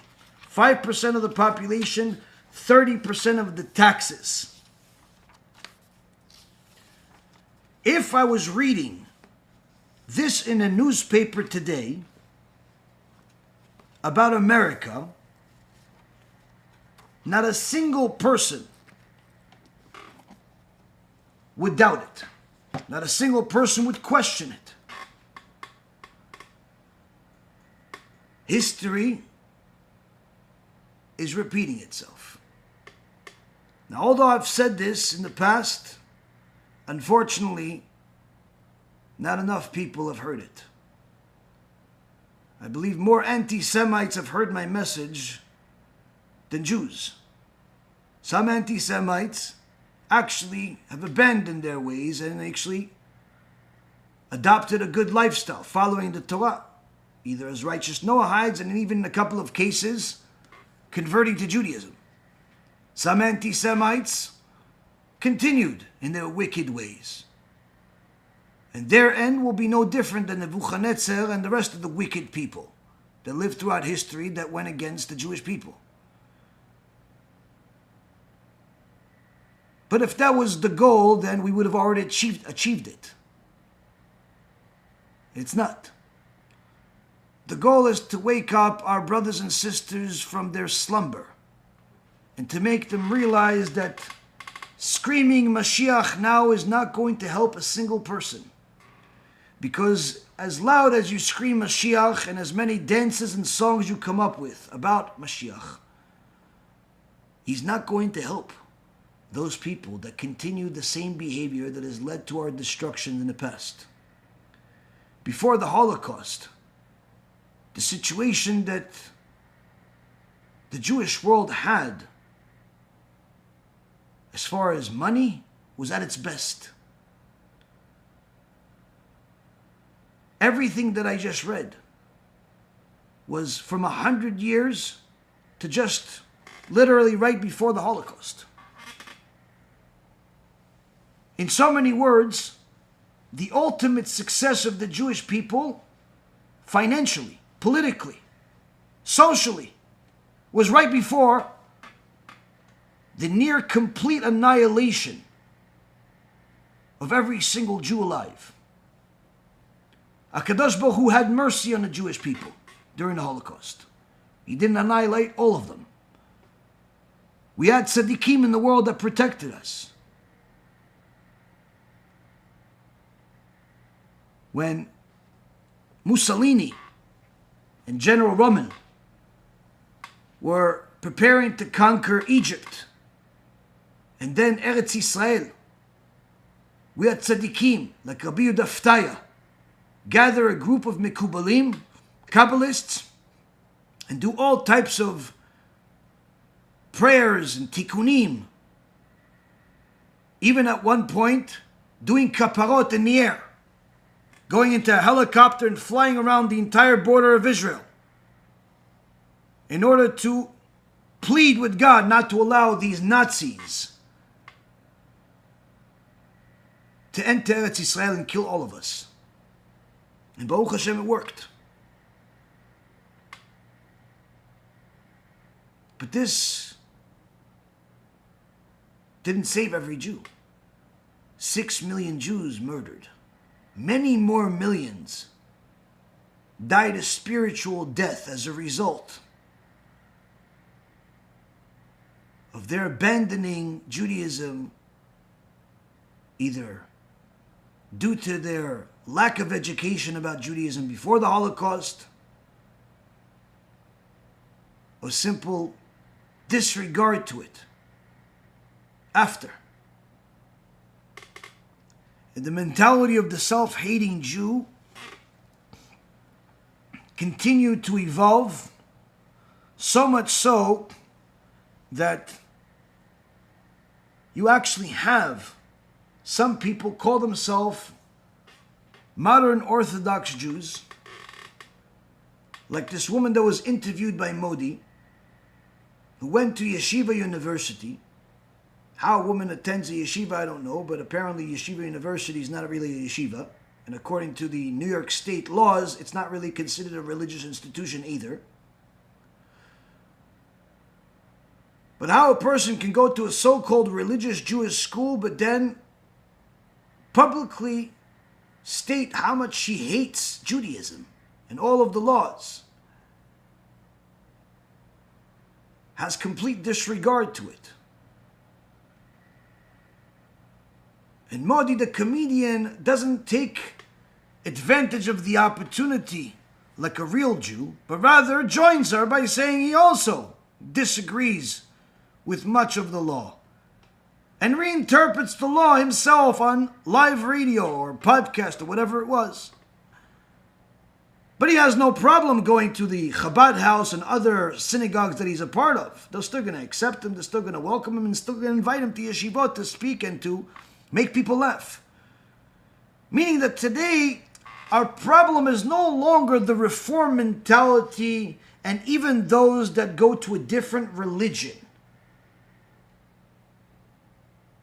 Our biggest problem is people that are completely ignorant to Judaism altogether, similar to the past, to the point where they're just disconnected, and not enough people caring about bringing them back, or people within our own communities, call it modern, call them Hasidish, call them whatever you want to call them, that have heretical mentalities, heretical ideologies, in line with the same ideologies that led to a near annihilation of the entire Jewish people. Every single time it happened. Now, while everybody's going to say, listen, MaShiach now, and everyone's going to say, be optimistic, and everyone's going to say a lot of things, let's check a few things. If you're really ready for Mashiach. The Gemara says in Masechet Avodah Zarah, in the first chapter, that once Mashiach comes, there's no more conversion.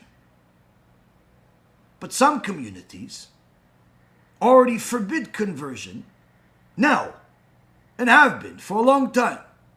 Apparently, Mashiach arrived in those communities.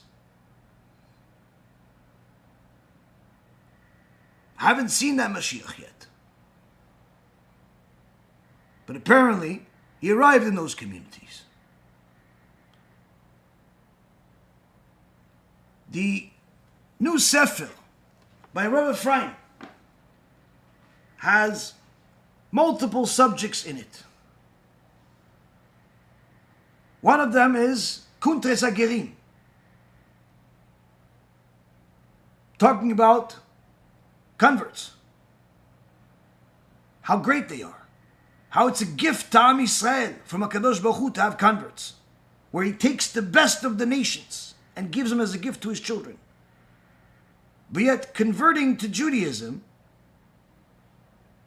is unnecessarily difficult in some communities and impossible in others. Even if the people are studious, even if the people have the money, even if the people are doing whatever is necessary, still some make it difficult for no reason. The second part of Rabbi Ephraim's book is Ocheach Tochiach.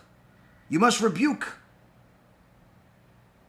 In the average community, if you tell people to be quiet while there's prayers in the shul, they'll yell at you for telling them to be quiet. And the rabbi will tell you, no one's allowed to rebuke in this generation, as if there was a mitzvah from the Torah removed, chas v'shalom. The next section is Kuntres HaShoah. Many Jews have this question, where was God during the Holocaust? And only a few are willing to answer them the truth, which is that, what do you mean, where was God during the Holocaust? He's the one that did it. That's the answer. There is no other answer. No, but it's bad, so it must be something else. No. Believing it's anything else other than God punishing us is 100% heresy. Why?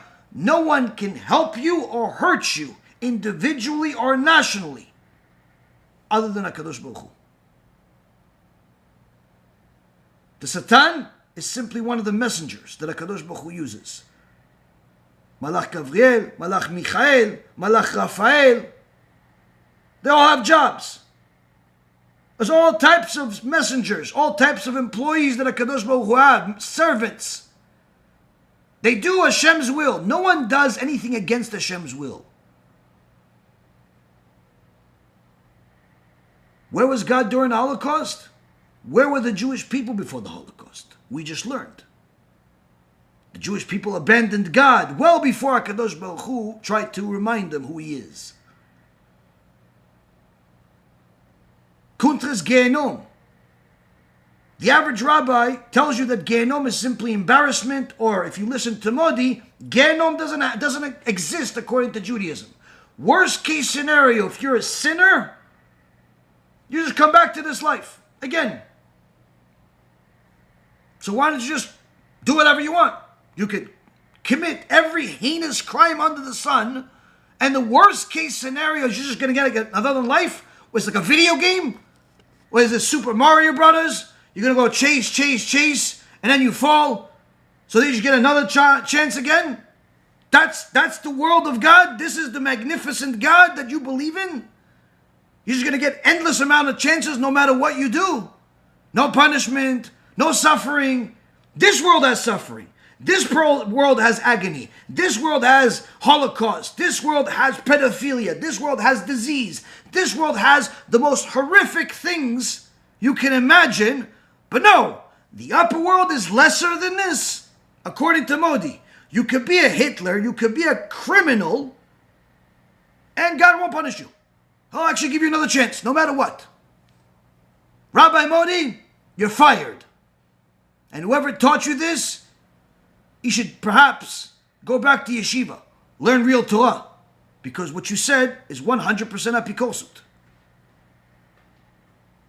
The average Jew does not know that Judaism believes in Gehenom and that there are literally countless books, countless chachamim, 5,000 to 6,000 sources that I know of at least, to discuss the details of Gehenom. This book only has 50 pages about it. That's it. Do you know how, if we took all the sources about the teachings of the afterlife, literally, the city would end. There would be enough space. But the average Jew doesn't hear any talk about it. Why? Because they want to pretend like there is no suffering. God only rewards. They turned the Creator into a vending machine, into a Santa Claus, into some video game, into some demented mentality that they have that simply rewards no matter what. And the Ramban in Shara Gmul says, people that think like that turned God into an evil God, because a God that doesn't punish is an evil God. Think about that for a second. In order to be good, there must be punishment. There must be a reward and punishment system. If you are a parent that only rewards the kid, you are a horrible, horrible parent. If you are a teacher that only rewards, you are a terrible teacher. Why? There must be a reward and punishment system. And you say, okay, but why does it have to be so bad? Why can't the punishment be something small? The greater the crime, the greater the punishment. Even a normal human being would understand that. If you commit a crime against your loved one, there's a certain type of punishment. If you commit crime against an important person, there's a different punishment.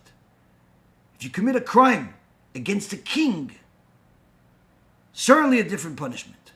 If you commit a crime against the King of Kings, certainly a different level of punishment.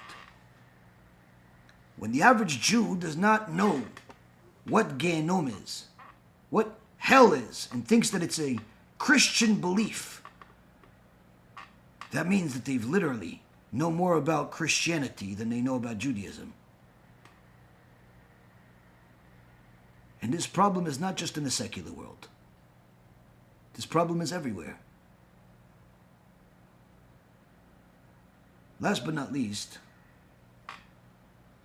this awesome sefer has a section about a halachic tshuva, about the cash advance business. The business that is the root of destruction time and time again throughout the generations. I'm working on translating this tshuva to English. And Bezat Hashem will publish it separately. And when it's an halachic tshuva, it's not a standard translation. It takes a lot more effort and time. But I can tell you this. Whatever I said in lectures about the cash advance business, and as horrible as it is, it's actually much worse. Now, the Chachamim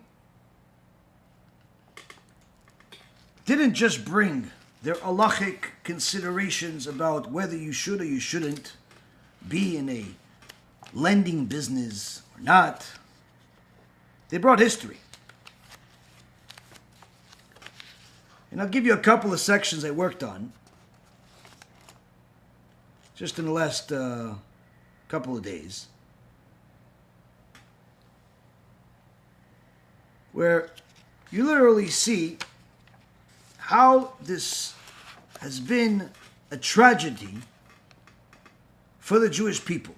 Now, of course, the cash advance business, charging interest, high interest, is not just a Jewish thing. There are plenty of non-Jews in the business.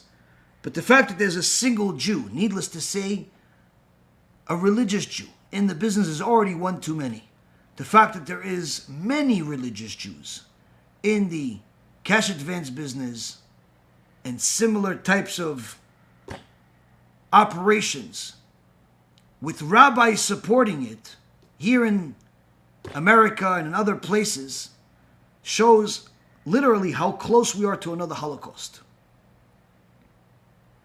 The behavior of 200 years ago, we already have confirmed, is identical to America today, identical to Canada today, identical to England today, identical to Australia today, identical to Jewish communities in Israel, literally, identical.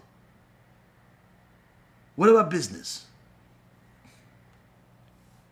In the Sefer Derech HaMelech by Rabbi Finkelstein, on page 63, there he noted research by a Y. Rosenthal.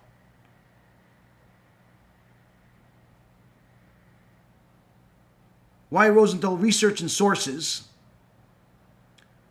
in a Jerusalem 5727, so figure almost 60 years ago, page 265. So in his Sefer Derech HaMelech, he says, anyone that's knowledgeable in human history will see clearly the accuracy of these words, where researchers have shown that throughout the period, the last couple of hundred years, and throughout all of history from the Middle Ages until now, anti-Semites of different stripes cheated the Jews and attacked them because some Jews believe that we're allowed to, it's a mitzvah to lend non-Jews money with interest. Meaning that this belief that many people publicize, that Jews are allowed to charge interest to non-Jews, has actually been a tool that the anti-Semites have used to hate us.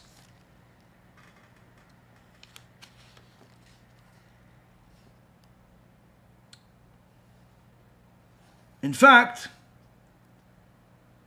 Rabbi Ovadia writes in Alichot Olam and also in Maaseh Ovadia, in Alichot Olam in volume 8, Parashat Vayitchanan, Amud 6,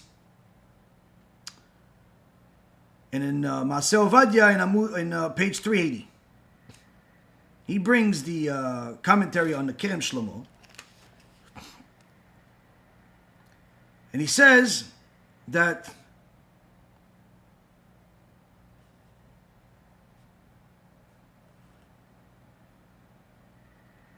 Jews should stay away from lending money with interest, even outside of Israel, due to the many negative decrees that were declared against us over the generations.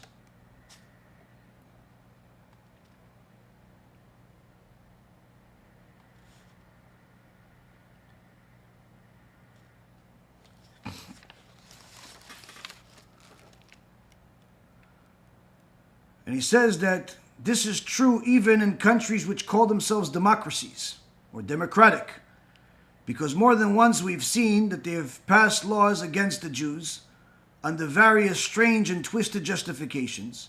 May Hashem have mercy. And in these circumstances, there's certainly no room for permission to lend money with interest for Jews.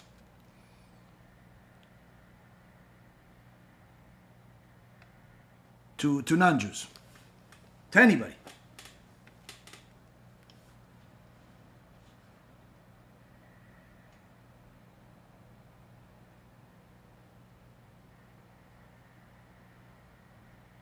The Gaon, Rabbi Yechezkel Landau, in his Sefer, Drashot Hatzlach,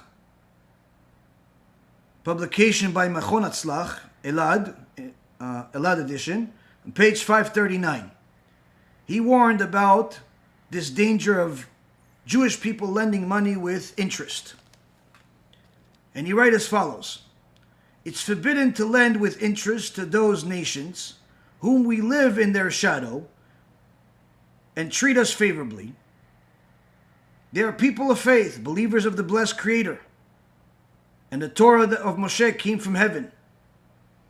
Anyone, he's referring to the Jewish people, anyone who takes interest from the nations in our times, more than the norm in the markets of that country, is committing two evils.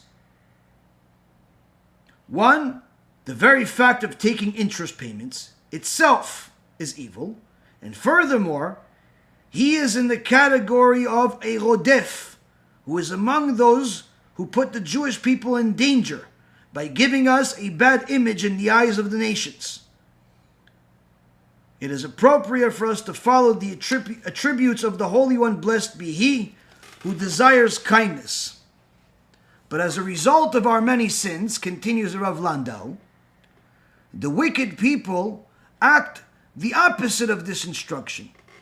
As Shlomo HaMelech says in Proverbs 12:10, the mercy of the wicked is cruelty. We can clearly see that those people who lend money with interest initially seem to be an act of compassion and lending money to the poor in his time of distress. However, in the end, we see that this is an evil and cruel dispensation. This lender increases the interest and makes things tougher on the borrowers with biting interest. Eventually, the poor man simply cannot bear it, and the lender comes to take away all the poor man's property as part of his interest obligations. These are the words of Rabbi Yechezkel Landau. Similarly, brings a Rabbi Freiman in Sefer, Rav Michael HaKohen Baruch narrates in his book called Zichron Av Ubno, page 334 and 335, his own memories of his life when he lived in Ukraine, in a place called Columbia. And he tells of how there were certain Jewish personalities who took high interest, even more than the value of the principal amount, meaning over 100% interest, and they caused a lot of animosity towards the Jews by the non-Jews. 100% in cash advance is cheap, because some of them are charging 600-700%, and even some as high as 4,000%. But here he's talking about how this interest of 100% caused anti-Semitism in Ukraine. If that was enough, this would be sufficient. But there's more. In Morocco, Sefer Kovetz Asufot, volume 15, page 95, an historian by the name of Eliezer Bashan came to the conclusion in his book that there was a certain degree of justification to the hatred that the locals had towards the Jewish population in Morocco, in Fez, Morocco. This was due to those Jews who were on the other one hand enjoying the hospitality of the foreign nation, meaning Morocco, but yet on the other hand, they were lending them money with high interest. Even the Rabbi of Fez of Morocco at the time, from 1873 to 1900, also agreed and joined in holding these Jews at fault. Meaning this is not just a lone historian that is agreeing with the Gentile perspective. No, the Rabbi of Morocco agreed that these wicked Jews are causing anti-Semitism. So whether it's Morocco, or it's Ukraine, or it's Poland, or it's Germany, or it's anywhere in history, you saw Jews lend money with interest, it creates anti-Semitism. And unfortunately, one of the businesses that many people are going to today is this rotten business. Why? Because the Yetzer Hara pays cash. The Satan pays cash. And a lot of it. People think that they're going to do good. And therefore they'll be able to give tzedakah. I can assure you, not a single dollar that you donate from that business is considered tzedakah. It's all considered stolen. Every single person in that business, even if you're a clerk, even if you do the paperwork, if you're a lawyer, if you're an accountant for them, if you're a secretary, needless to say, if you're a broker, a principal, compliance officer, and an owner, every single one of those people is bringing anti-Semitism to the world. Every single one of them is increasing the power of Amalek, and some of them are even part of Amalek.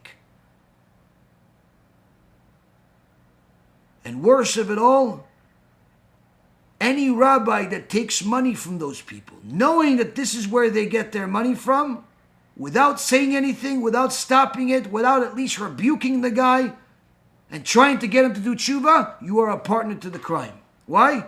By you taking money from these criminals, you're in essence enabling them to continue doing evil. If you are in a horrible, spiritually deformed business, whether it's the cash advance business or any other business, if you're cheating your customers, if you are cheating anybody, if you're stealing, if you're being dishonest, if you're a dishonest doctor, you're a dishonest lawyer, you're dishonest in anything, you are empowering Amalek. You are bringing a Holocaust to the Jewish people. Don't blame the non-Jews for being evil. They're simply being used as a tool by Hashem to get us to do tshuva. Why does Hashem use them? Because of people like you that steal from them, that empower them. This doesn't justify their sins, doesn't allow them to cause us any harm. But it's important for the Jewish people to know this is not a new thing. Anti-Semitism being on the rise is not a new thing.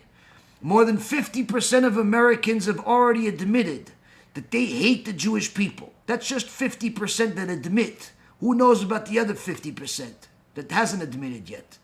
That means there's between 175 to 200 million people in America alone that hate Jews.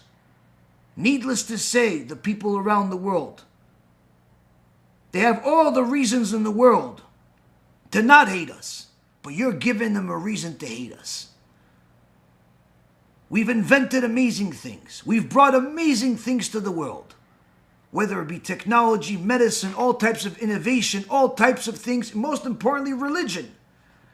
But you with your rotten greed, whether it's in your cash advance business or your corrupt other operation, are giving the non-Jews a reason to hate the Jews. No, it's not because of the religious Jews like me that the non-Jews hate us. In fact, even anti-Semites like us. In fact, even anti-Semites write comments under my videos and say, you know what, you make me respect the real Jews. Now I know there's a difference.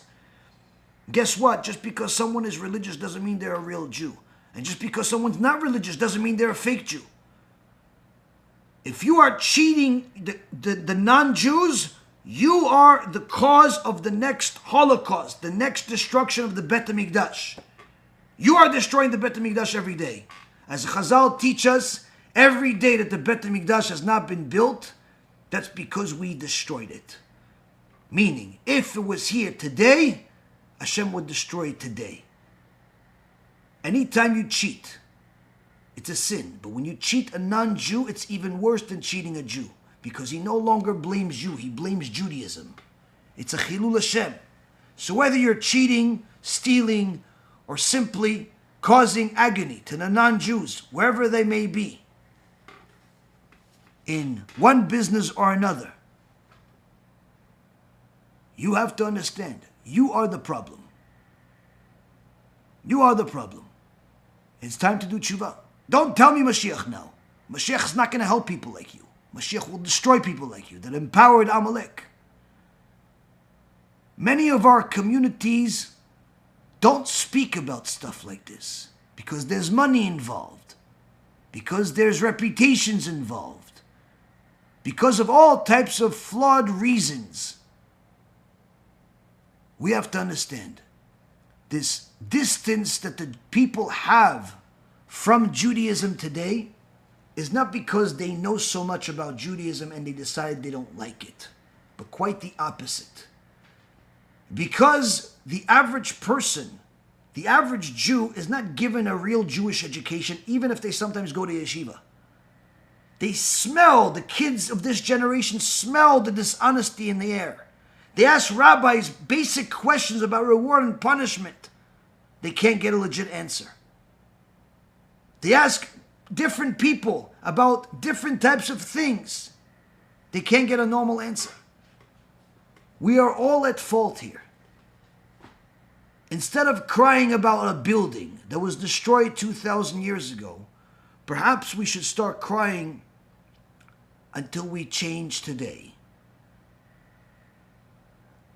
Until we fix our behaviors today. Now, while everybody has an excuse of why they're not so ready to be a Talmid Chacham and study Torah all day, fine. Can you at least keep the basics of mitzvot? And you know what? We'll make it even easier. Can you at the very least be honest in your business? Be honest in your ethics? Be honest with your morality? Stop chasing all types of things that are forbidden, all types of things that don't belong to you.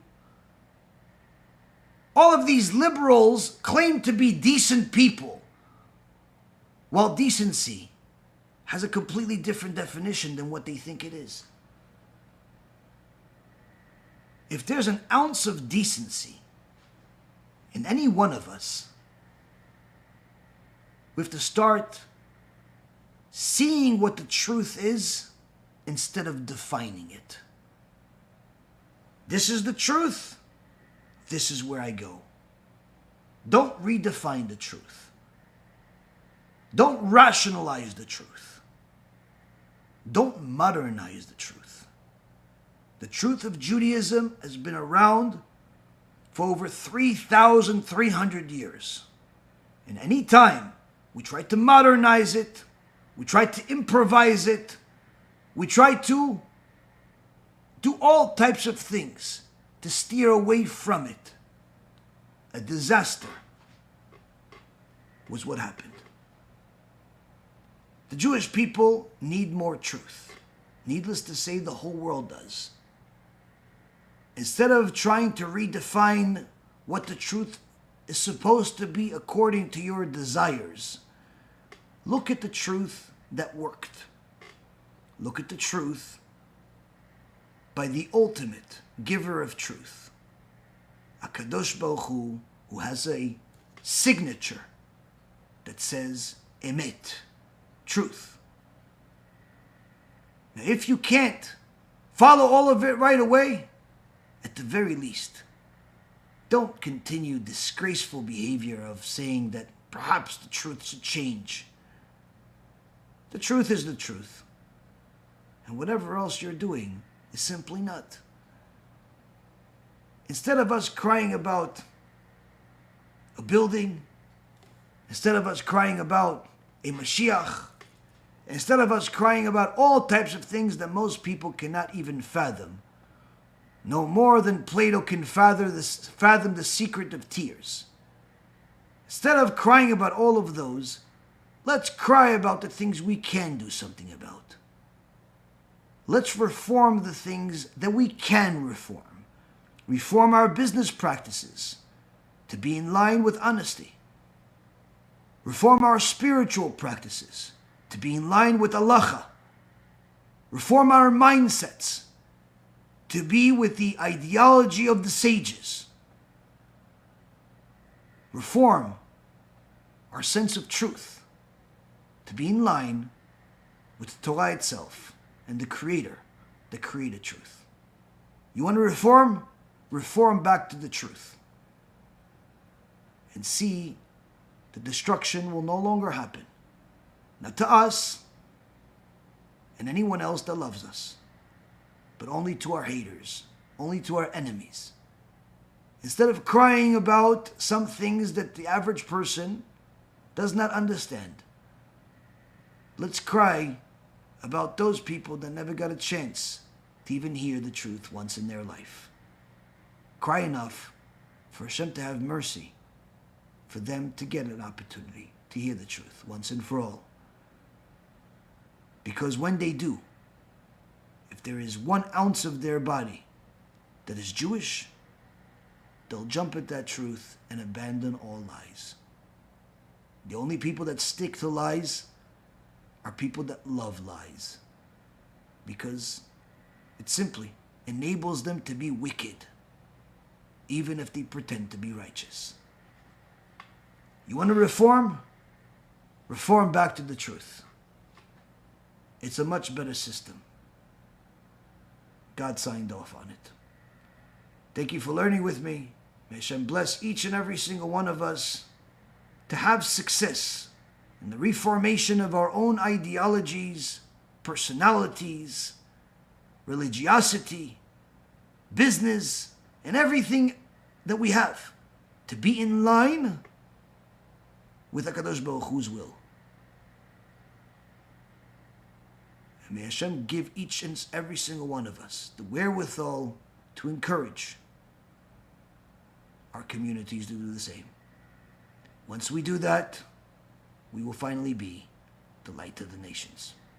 Kol Tuv, B'cha B'atzlacha, and we'll speak again and learn again tomorrow. If you don't have $1,000 by the end of the week, an additional 1,000 than what we have already in the bank, forget about paying the mortgage. There's no food for Shabbos. No worry, Hashem will look after me. She goes, what, you're brainwashed, you're listening to Rabbi Reuven too much. This is enough, this is too much. Trust me, Hashem will look after me. He never let me down. I went to shul and I happened to get an aliyah that morning. After the aliyah, I go down to the office and I have my debit card. Please swipe my card for $100. And I told my wife, she went ballistic. You gave $100 to tzedakah now? You fool, you should have been asking them for tzedakah. You'll see Hashem is never going to let us down. At that time, I just found a job. It was a very slow week, and it was just starting that company, and I was paid hourly. I was expecting a check for like $300 for that week. It was a very slow week. I get a check in the mail for my salary 2 days later with $1,300. Exactly the $1,000 to the penny that my wife said I needed. And I say to the company, I think you made a mistake. I said, oh, no, Mr. Arya. We do not make mistakes over here. We decided that we love the way you work and we want to give you a bonus just out of the blue, show you our appreciation, and gave me an extra 1,000 just like that. I went home, I left the check on the table to show my wife, look, here's your $1,000.